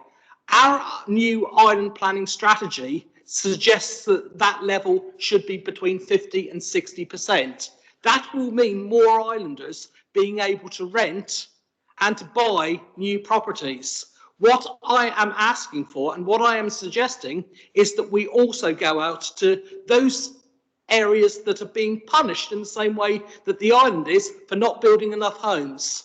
The number that we've got within the planning strategy is 486 because we feel that that is the sustainable number. But again, what we need to understand is that the priority will be for affordable housing. We're looking at, we don't build enough 1 and 2 bedroomed properties on the island. That is a travesty. What we should be doing is we should be saying to developers, we want to see more 1 and 2 bedroomed houses for people to get onto the housing ladder, for people to downsize to free up more housing for families. And that is the objective of what we have within the draft island planning strategy. What we need to do is we need to push for that. We can't do that alone. We need government support. If we are going to prioritise the housing that islanders need, we need support from government to be able to do that. And this is why we want to work with other authorities to be able to get that support from government that we need. We've already had some support from government for brownfield sites and getting those brownfield sites back into operation, but we need that same support to get our islanders onto the housing ladder, which is a travesty that they can't do because housing on the island is inflated because of so many people coming here to stay. So again, that is a priority, and this is why I ask for members to support this motion, because I feel that that should be a priority for our island. It's not a NIMBYs charter in any way, shape or form. What we want to do is we want to see more housing for island people. Okay. Just before I bring the next one in, we're 40 minutes into our hour for debating motions. I'm going to let this run because I think this is possibly the most important issue that this island faces at the moment, housing and our planning strategy. It's the best debate we've had in Isle of Wight Council, certainly in nearly 5 years, as far as I'm concerned. We're in a proper debate. Anyway, I'm going to move on. Yes. Know if I have a right to say anything, but I would very much ask if I may, at the very least, rebut some of the... Well, Councillor Spink, if I could just stop you there, you own this motion as amended, yes, which I'll clarify at the end when we have a vote. You will have a right of reply at the end to everything that's been said for, I think it's 3 minutes, isn't it, Chris? Yeah, 3 minutes. You'll have 3 minutes, so you will always get that right of reply. Thank you. If you own the motion. Okay, thank you. I've got 3 more people until we get to Peter, unless anybody else indicates. The next one is Councillor Price. Matt. Thank you, Chairman. If anything, this is far from a NIMBYs charter, and I would say probably, Councillor Quigley, you and other members here tonight are guilty of electioneering. So this motion does not in any way try to create any kind of popularity. What it does, it asks for us to gain power back for our planning officers and for our planning committee. And that power is diminished at the moment. If we just let every housing project go through, do you think that delivers the housing we need? At the planning committee last night, it was evident we had to work hard to get what was needed. That could have been nodded through and it wouldn't have got what Councillor Brading put forward, which could lead to 14 affordable rentals. Is that right, Councillor Brading? We don't just go ahead and try and turn everything down at committee. I've been on the committee nearly 9 years, and having our powers diminished currently is making things very, very difficult, and it's delivering the wrong type of housing. If our housing target was 1,000 a year, do you think that would deliver the houses we need? Developers don't want to build the houses we need. They want to build high profit units that they can make as much money from the land and the build as they can. They won't build what we know we want. That is something that the island plan will deliver. This is an interim solution to making sure that we have our own plan brought back into relevance, and that the tilted balance and the presumption in favour of development is no longer something that we have to bow to at virtually every planning application. Thank you. Thank you, Matt. Councillor Jarman. Thank you, Chair. Like Councillor Garrett, I'm a devolutionist. I believe in local empowerment and local control, and as I see it at the moment, we lack that. I'm also in favour of socially sponsored housing, and I think within our alliance group, many of my colleagues will know that, including Councillor Stevens. We recently opened a 75-unit facility in Cornwall. I think it is an excellent step forward to alleviating the needs of people in our community, perhaps on the wider island, and freeing up smaller units from the people who enter into that facility.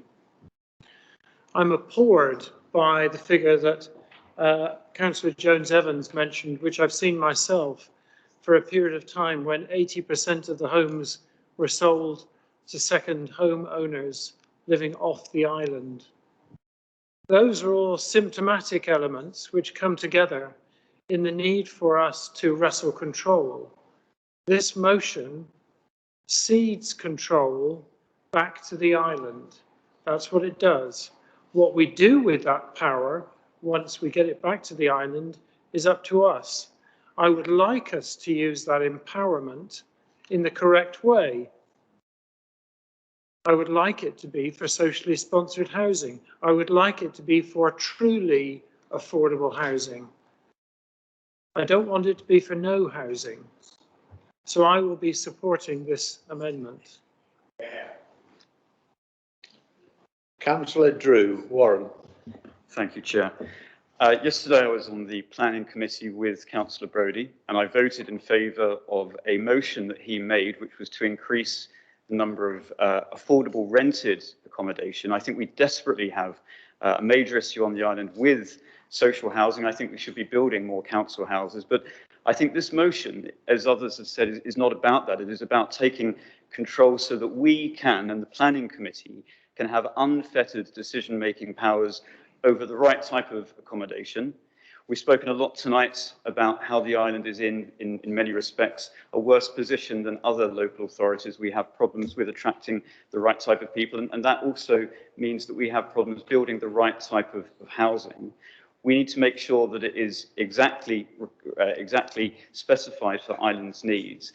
This is about making sure that we have that ability, and if we vote against this motion, we are essentially voting for us to be in a worse position than other local authorities who don't have considerable disadvantages, and we therefore need to support it to make sure that the planning committee can have that unfettered decision-making ability, that we can vote for social housing, and we can allow our island residents to get on with their lives in a prosperous fashion.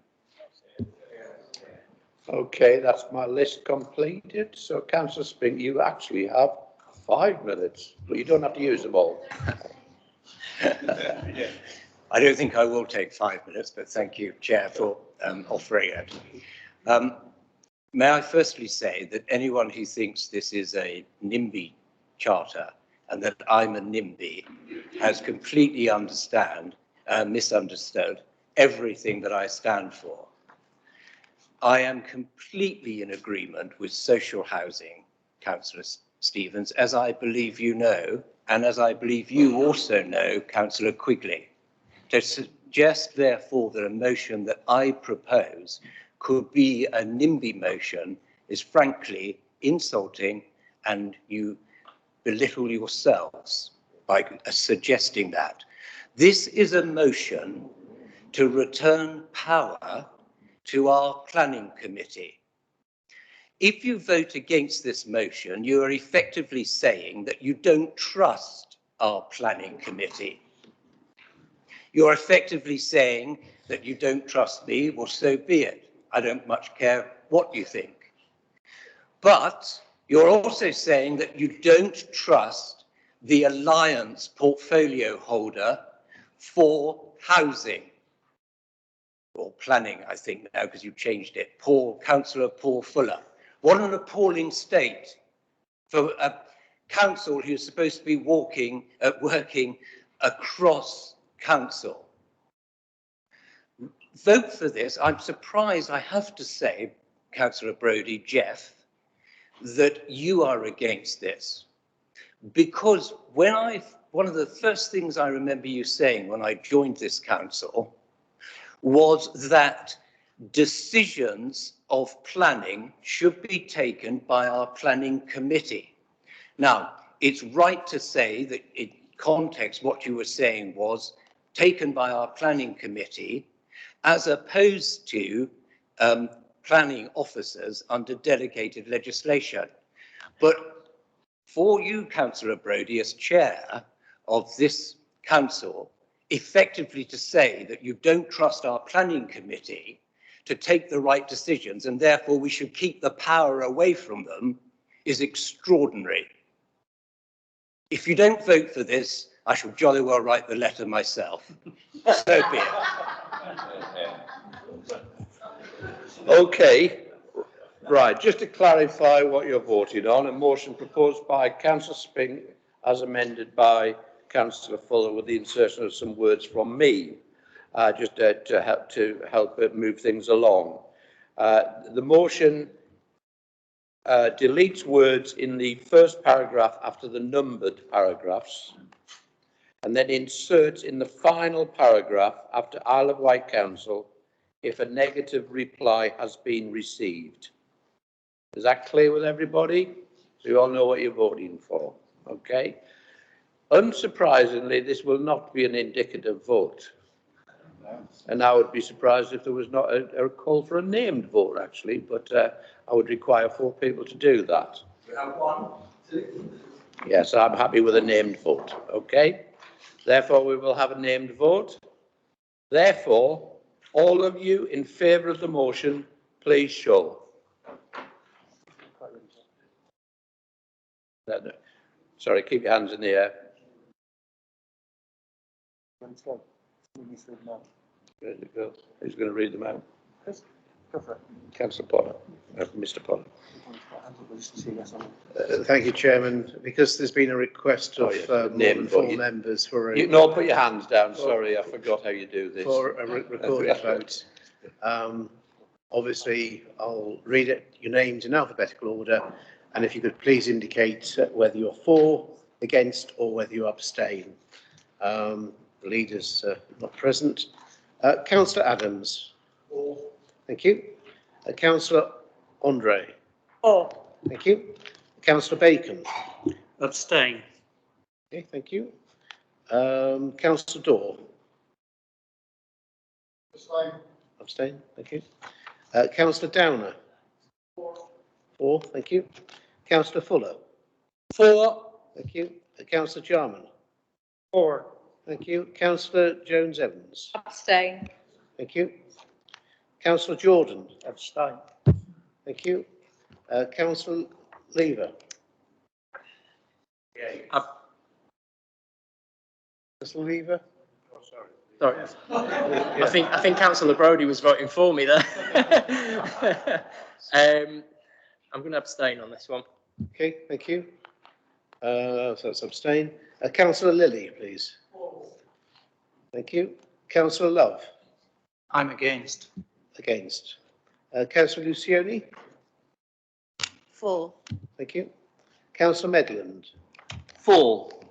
Oh, thank you. Councillor Stevens. Against. Against.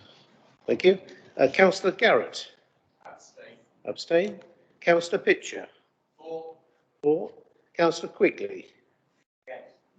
Against. Councillor Beston. For. So, Do you mind, Councillor Spink? We're in the middle of a... Councillor Spink, will you shut up? Chair, I'll ask you to leave the chamber. We are in the Councillor middle of a Quigley. vote. We will not have barricade in the middle of a vote at the best of times. Now, please cease. Councillor Spink, if you're going to behave like that, I'll ask you to leave. We're in the middle of a vote. People have a right to vote in a democratic fashion in this country. You may have difficulties with that at times, but I don't. We are going to have democracy in this council chamber. Please do not cross me, because you will not win. Councillor Spink, will you please leave the chamber? Thank you. Please leave. I adjourn the meeting.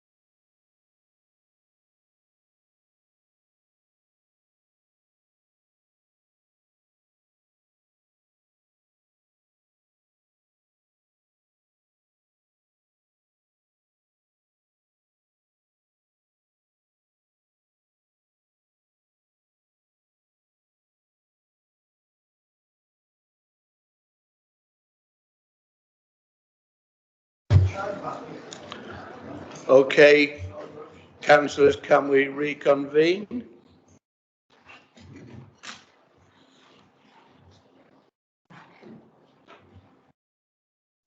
Councillor Spink has something to say. Councillor Spink. I do have something to say, and that is I apologise to the chair and to this meeting for getting a little excited. The issue means a great deal to me, and some of the accusations as to my views made me rather angry, because it's not what I stand for at all, and I apologise to the House, though, for getting overly excited.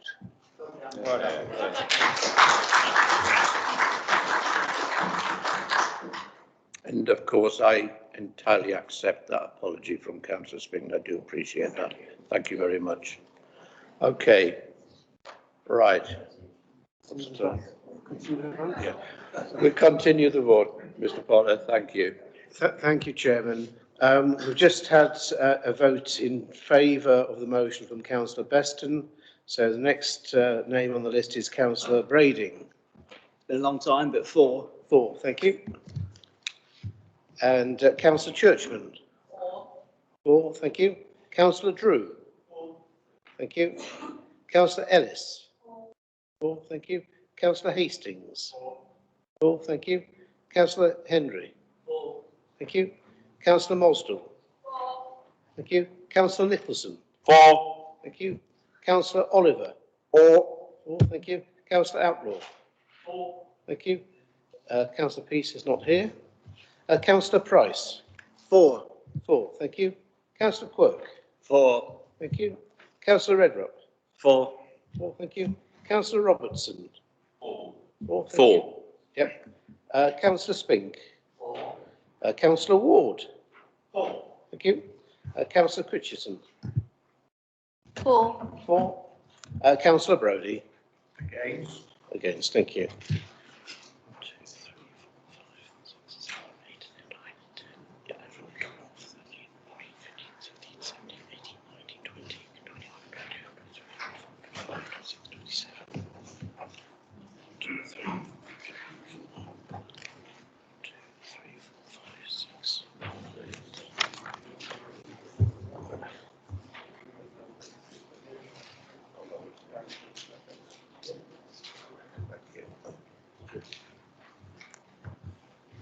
I need to check with these as well. Okay, we have agreed numbers here. In favour of the motion, 27 votes. Against, 4 and 6 abstentions.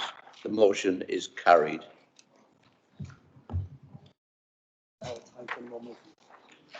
And that is the end of your hour on motions. Motions then stand to carry forward to the next meeting, isn't that correct? Okay, thank you very much. Councillor Brading. Just point of clarification, they go on, they will come before any new motion submitted. Is that correct? Yes, they will be. They will indeed. Okay. So we've got no motions now. The next part of the agenda, just bear with me while I get my paperwork sorted out, is the final agenda item, item 9, member question time, 30 minutes.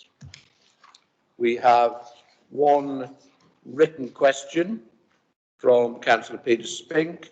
Councillor Spink, would you like to read your question out? Thank you, Chair.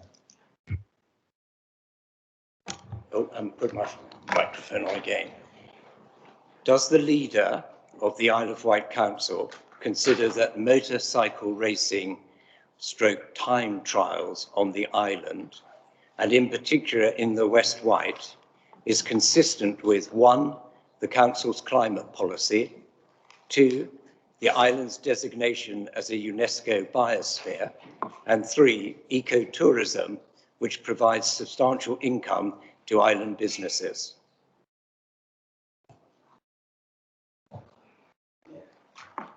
Okay, thank you. And a response from the Deputy Leader of the Isle of Wight Council, Councillor Stevens. Of course, Chair. The response is that the Council, through its Cabinet, is under an obligation to determine an application for a motorcycle race through a statutory process which sets out the matters it must take into account of when making a decision of whether to allow an event of this nature to take place. On this basis, and having taken advice, it would not be appropriate for any Cabinet member to express a view until such times as an application is formally placed before the Cabinet and all of the relevant information is available on which to base a decision. To do otherwise before all the details of the application have been received and formally considered, together with the allied information and results of a further public consultation that we understand will be necessary, could be deemed to be predetermining the application. As a member of the Cabinet, I am therefore unable to respond to the questions as posed by Councillor Spink at this moment in time, and to clarify matters for the public, it should be stated that, in light of the advice that we have received, it was plainly inappropriate for the previous council leader and the then Cabinet member for Infrastructure and Transport to have stated that they and other then Cabinet members supported the proposal when it was made by the organisers last year. This may have compromised any formal decision that might have been subsequently required from them had an application come before them. Therefore, it would not be appropriate for Cabinet members to comment at this time, so as not to prejudice the decision-making process. Thank you, Chair. Do you have a supplementary, Councillor Spink? I do. Thank you. And then we go on to opportunity for any oral questions to fill up, if you need the entire 30 minutes. I have Councillor Ward first. Ian. Thank you, Chairman. Before I ask my question, I'd like to send you and Councillor P.C. Wilcox and other members of this chamber who sent me their condolences on the death of my wife. Thank you so much. I really appreciated that. Okay. Right, the question. I'm sure you will agree that the residents of Sandown and the wider Bay area deserves the very best we can achieve for Sandown and the Bay's regeneration. I would like to confirm with you that your administration will honour the recommendation by the Corporate Scrutiny Committee that the Neighbourhoods and Regeneration Scrutiny Committee should examine and help develop all the options for Brown's oblique dinosaur oil projects in Sandown. Simple as that. Can I just come in first? There are obviously other members that wish to give that assurance and give further assurances on how we can work together for the regeneration of the Sandown and the Bay area. But it will be dealt with in a structured manner through consultation and obviously with yourselves, Councillor Ward, and local councillors, so that we actually move together in a cohesive manner, and we therefore can make better use and, can I say, once again, cohesive and structured approaches to get the most positive results for Sandown and the Bay Area. And I'll bring in Councillor Bacon now. No. I'm only going to have one Cabinet member answering questions. I'm not going to have the full team leader. We're going to move on. Chair, I welcome that. Okay, you're happy with that. That's okay. Next one is Councillor Quigley. Richard. Housing again. I didn't know I was going to get quite so excited. I'll read it as I wrote it earlier, so it might explain something. Building on the good work the Council have already done and the work Councillor Spink has already done, do you think the Council should investigate, and we probably won't get much disagreement, the following actions in regard to housing? The use of Section 106 powers to ensure all new builds are principal residence of the purchasers, as has been done in Salcombe rather than second or holiday homes. Limit the number of Airbnbs that offer a whole residence for rent. Introduce a private renters association and private renters charter. Create a voluntary landlords register so private tenants can choose to rent from responsible landlords, and tougher enforcement against rogue landlords. Are you answering, Leader? Chief Executive says he can have a written reply, but I'm going to respond anyway because obviously we're going to work together on that, and I can definitely say that we're taking all those elements forward in a positive way, which we will do because we want to build housing, we want to rent housing, we want to house our island homeless. Thank you. Thank you, Councillor. Can I just say that it's, you know, I've had that sort of response recently, a cabinet, you know, positive this, we're listening, all the rest of it. It doesn't actually mean anything until you actually deliver. Can I suggest you do give a written reply to Councillor Quigley and share it with the rest of the council? Thank you very much. Councillor Lilly. My question is to the Cabinet Member for Regeneration, Councillor Jones-Evans. Please could you update councillors on how the leftover ARG additional restrictions grant, COVID business support from government spending is progressing? Thank you. Councillor Jones-Evans. Thank you, Chair, and thank you, Councillor Lilly, for your question. You might recall this was a subject of a Cabinet paper back in September, and just to put into context, just to remind members, this was we had about £7.5 million from government to distribute amongst businesses right across the island to support them, obviously during the various lockdowns.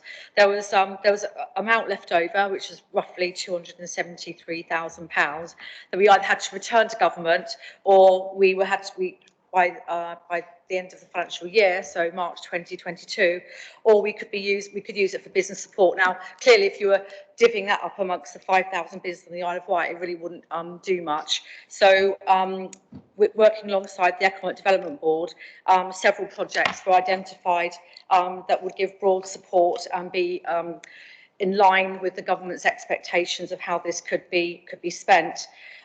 So one thing that's just started, we're given some money to continue with the business advisors that support over 50s, the entrepreneur scheme, which has been going for a few years now and had run out of funding, so we're able to fund that. The Island Ambassador Tourism Hospitality Training, that was going to be delivered in early next year by Visit Isle of Wight and Tourism South East. Now that's for basically all our tourism hospitality providers and staff and anyone who's really front facing. It could be Southern Vector staff, people on the trains, just so they've got to know a bit more about the island so they can answer people's questions. So basically anyone who comes into contact with a visitor can answer questions and feel very confident and say how great the Isle of Wight is, but come from a place of knowledge as well. We're going to be supporting the Youth Hub programme, which is delivered by the Department of Work and Pensions, and continuing to support the Kickstart programme, which supports young people getting into employment and gives businesses an opportunity to have a funded employee. And at the end of the 6 months, it's hoped that that would lead to a permanent position, or if not, at least that the young person has gained lots of skills.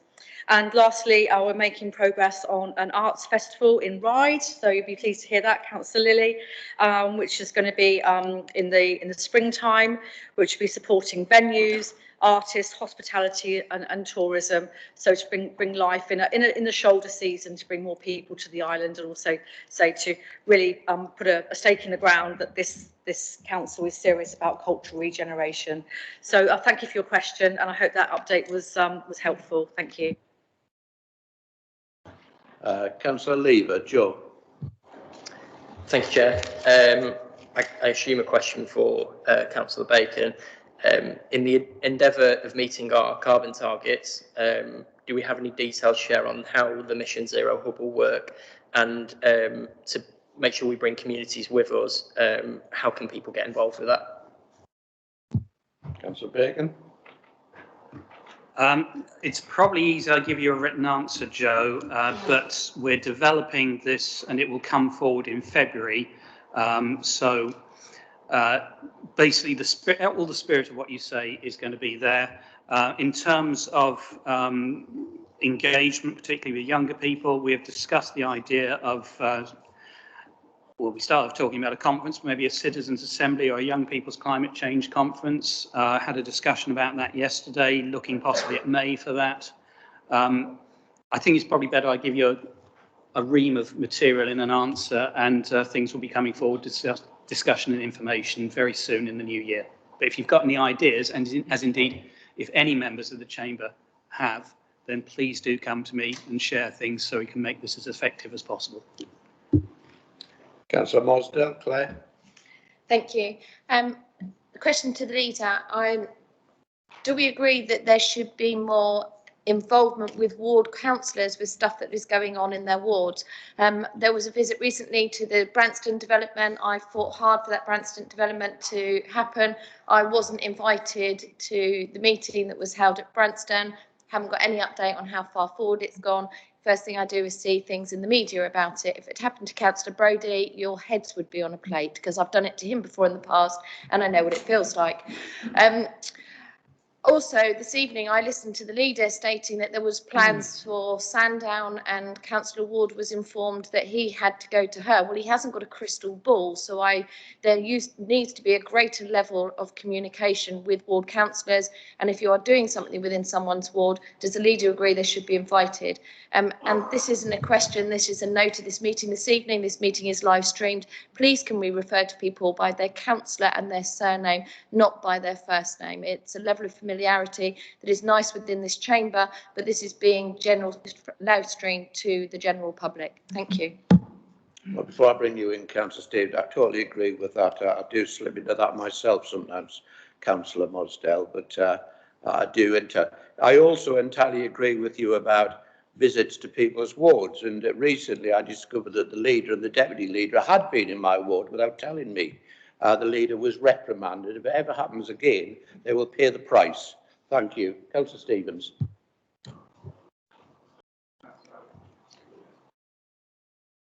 Well, thank you, Councillor Mosdale, because when I was sat over virtually in the seat that you're sat in, and you were sat here in the Cabinet role, I was running public meetings with the Salvation Army and other stakeholders in Ryde, and unfortunately you stopped those meetings in my ward, and unfortunately the riots and the antisocial behaviour continued.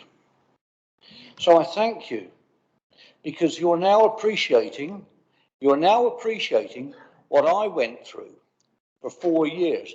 And you're quite right, Councillor Mosdale. You should be aware of what's going on in your ward. And I know you're a very good ward councillor, and no doubt locally you're very well fixed with your residents and the general public within your area. I feel that as things do come up in everyone's ward, everyone's area, they should be forewarned of what's going on. But some of these things are already out there, such as TROs and the like, and they're there for people to look at. Once again, Island Roads send out what they're doing on a weekly basis. So we are getting through, and I'll take it away that we try to, with our staff, which are working very hard and been pared back over recent years due to our balancing the books exercise, that we actually try and get something that's more cohesive for each member. But it might take time because, as I say, resource is really in question. And I know the Chief Exec and myself, and indeed the leader, has been taken unwell this evening. I've spent a few minutes of a meeting every week trying to discuss how we can better resource things. And once again, we all noticed this evening. Sorry, Councillor Stevens. We also noticed the effect on the leader tonight on pressures. Please. Yeah, Thank you. So now, let me answer the question as set by yourself, which is, yes, we will notify wherever possible, and we will endeavour to set up a cohesive plan. Thank you, Councillor Stevens, but can I just give clarity to this council? I never stop meetings with the Salvation Army. Fellowship House has never been in your ward. It isn't in your ward, is it? And what I did do is work with the Salvation Army to make that place into a wet shelter. So I worked really hard for that to happen. So can we move forward? Thank you. Okay, let's move on. Councillor Hastings, Steve. Thank you, Chairman. I'm not sure that to get cohesion across this chamber is to work tit for tat, though I don't think that works for anybody. My question is for Councillor Bacon. As the former cabinet member, I recall we were on the brink of opening the energy from waste plant.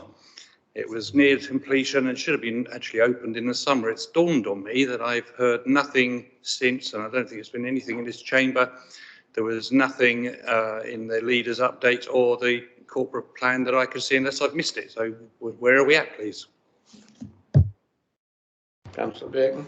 Thank you. I think it has been regularly updated in the scrutiny committee reports, as I recall. Things are going slower than hoped, but things are going forward. We're hoping for commissioning once it's in testing at the moment. We're hoping for full operation as soon as possible.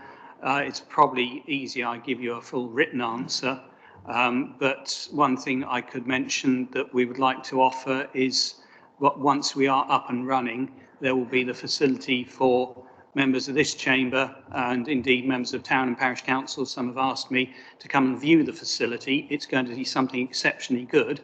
The testing process is, I wouldn't pretend to understand it or describe it in detail. You probably know it better than I do. You dealt with it for longer than I have so far, but it's coming apace and it will be there. As I say, I believe we have been reporting on it where appropriate.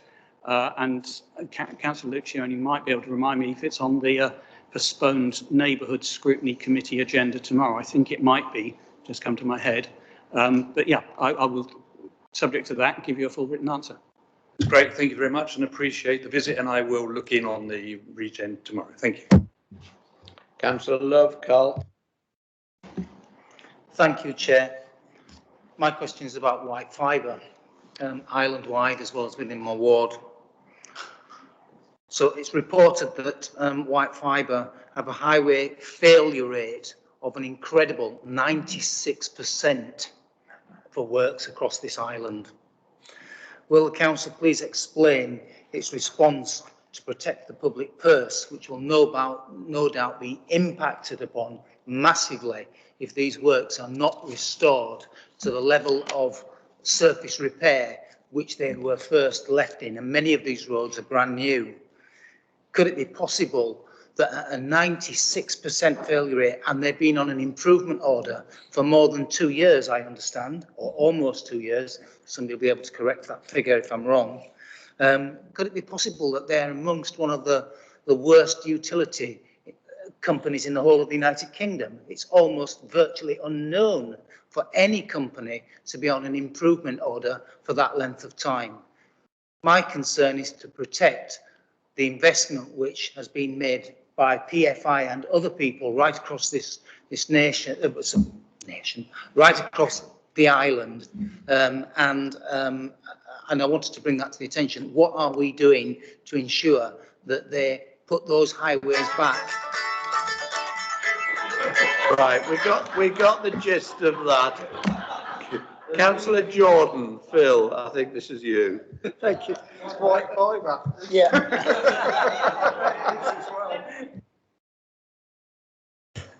Thank you, Chair.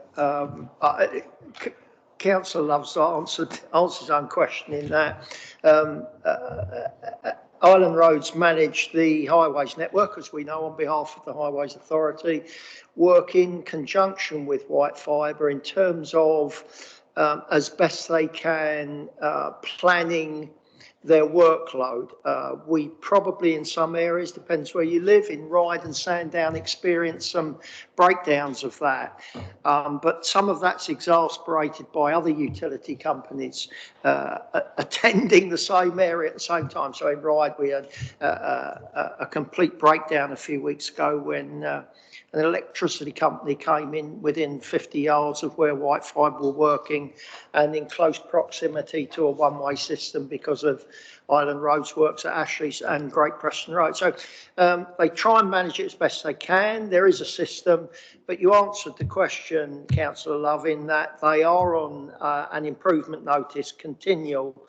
The only comfort I can give you is that we try to hold them to account and that we are working where best we can that Island Roads do not go in until they've been in. That's not possible in all areas, but where that is possible, we are doing that and holding off the pavement work,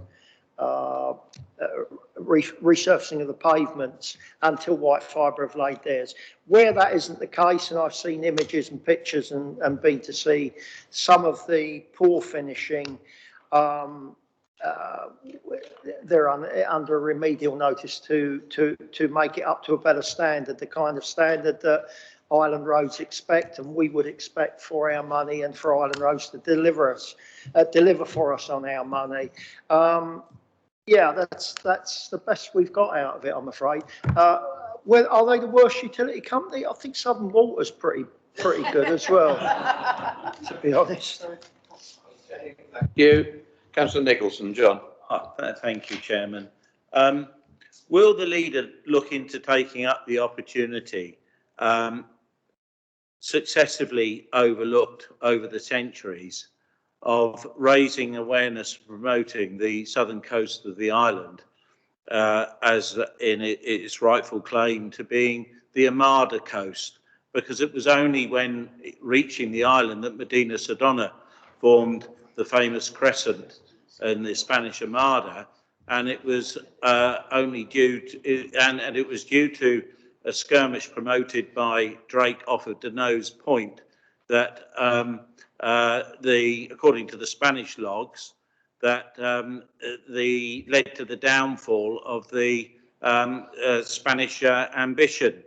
And indeed, all the way along that coast, there still remains the same church bells that were the warning signals. The beacons sadly are gone, that were set up to inform the island residents of the progress of the Armada. Right, thank you, John. Councillor Stevens. You know, so one of the highlights here is to actually get something presented by a councillor that actually enlightens you about you know, an Isle of Wight, born and bred, and Councillor Nicholson comes along this evening and enlightens me on something that I never knew anything about. Fantastic. Yeah, I'll take it on board, Councillor Nicholson. But what I would say is that there's a lot to be done. We lost our coastal management centre and our engineering technical aspects some years ago, and really we need to get a little bit of that back. It's seeing where the grant funding is and seeing how we can actually achieve that. But it would be very, very worthwhile. And I think, you know, from local history aspects anyway, that is something. But also, we really need to start to manage our coastal erosion and you know, coastal management department again, if we can ever get some funding back into it. But let's see what we can do over the next few years. With your help and others, we could possibly resurrect something that has gone, and hopefully can be pulled back in and brought back into the fold. But it's going to be a very difficult task. Thank you. Right, thank you. Councillor Robertson, Joe. Deputy Leader, you and I have had robust exchanges on email before, particularly about Ryde interchange, and I've seen plenty of robust correspondence from the Chairman of the Council to other members. Do you agree with me that the leader should also be prepared to engage in email correspondence with members? I'm of course referring to my email to her last Friday that she's clearly read from what she said earlier today, but has simply not acknowledged it or responded to it. Should she also do what you have done and respond to members' questions on email, even if you don't like them? Councillor Robertson. It would be most inappropriate with the leader of the Isle of Wight Council, the council here, being taken unwell this evening to actually respond. What I will say is, as you know, and quite robustly, and we can do that, can't we? We can exchange emails, and I will exchange emails, whether I'm thanking someone for giving me information or wishing someone, you know, the best of health when they're going through a little bad patch. We're there, we're colleagues in council. Let's just get on and wherever we can responding to emails, we should. But what I will say is that our council leader has been under enormous pressure over the last few months to get the alliance group moving and get things going. These things don't just happen overnight, and she's been worth a weight in gold to actually this group and indeed the Isle of Wight Council and the residents outside. I'll take it away, and I'll obviously I will be in contact with the leader, but it's not appropriate for me to talk about it. But I will say that Councillor PC Wilcox has never dodged or ducked a fight in her life, so the rest assured that she would answer if she had the time or the you know, or wherever she was. But I mean, the chairman here tonight has said that, you know, we've been in his district. Well, I might have driven through it, but I don't think I've stopped. Anyway, we'll leave it at that. Well, actually, Councillor Stevens, as you well know, you visited Pan Meadows with the leader of the council and members of the regeneration team to look at coming to an agreement with Barrett regarding transferring some of the money this council has owed into some affordable housing. Now, to say you haven't been there is actually entirely inaccurate, and I think you should withdraw that comment. But, Councillor Brodie, I do so much. I do so much, and I'll withdraw that, because when you immediately you said that, yes, I remember it, but I was doing it for the right reason, to try and actually get some money into the coffers for homelessness. I accept you were there for a very good reason. It might have been quite helpful to talk to the local member who's represented that area for nearly 17 years, who's probably the person on this council who understands Pan Meadows more than anybody, because all these staff who were around have all cleared off, and I'm still there. So please don't patronise me about my ward. Thank you. Right, your half hour's up on questions. Sorry to Councillor Garrett, you missed out, and Councillor Jones-Evans. That's the end of the meeting. I just want to say thank you for your attendance tonight. It's been quite fractious at times, which I think is actually quite a healthy sign, really, that we're getting back to a level of democracy.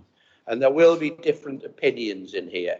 I like to see humour about. I know Councillor Quigley considers himself a bit of a part-time comedian, you know, but I mean, you'll get used to him eventually. But housing is an important issue, Councillor Spink. I agree with you absolutely, and planning. But it was a good debate. I thoroughly enjoyed it. Let's have more of that, and let's stop arguing about some of the nonsense. Thank you very much. I hope it's a long time away yet in my world, but I hope you all have an excellent Christmas and New Year, because we won't have a council meeting before then. Safe journey home, and thank you for your attendance. Good night. Thank you.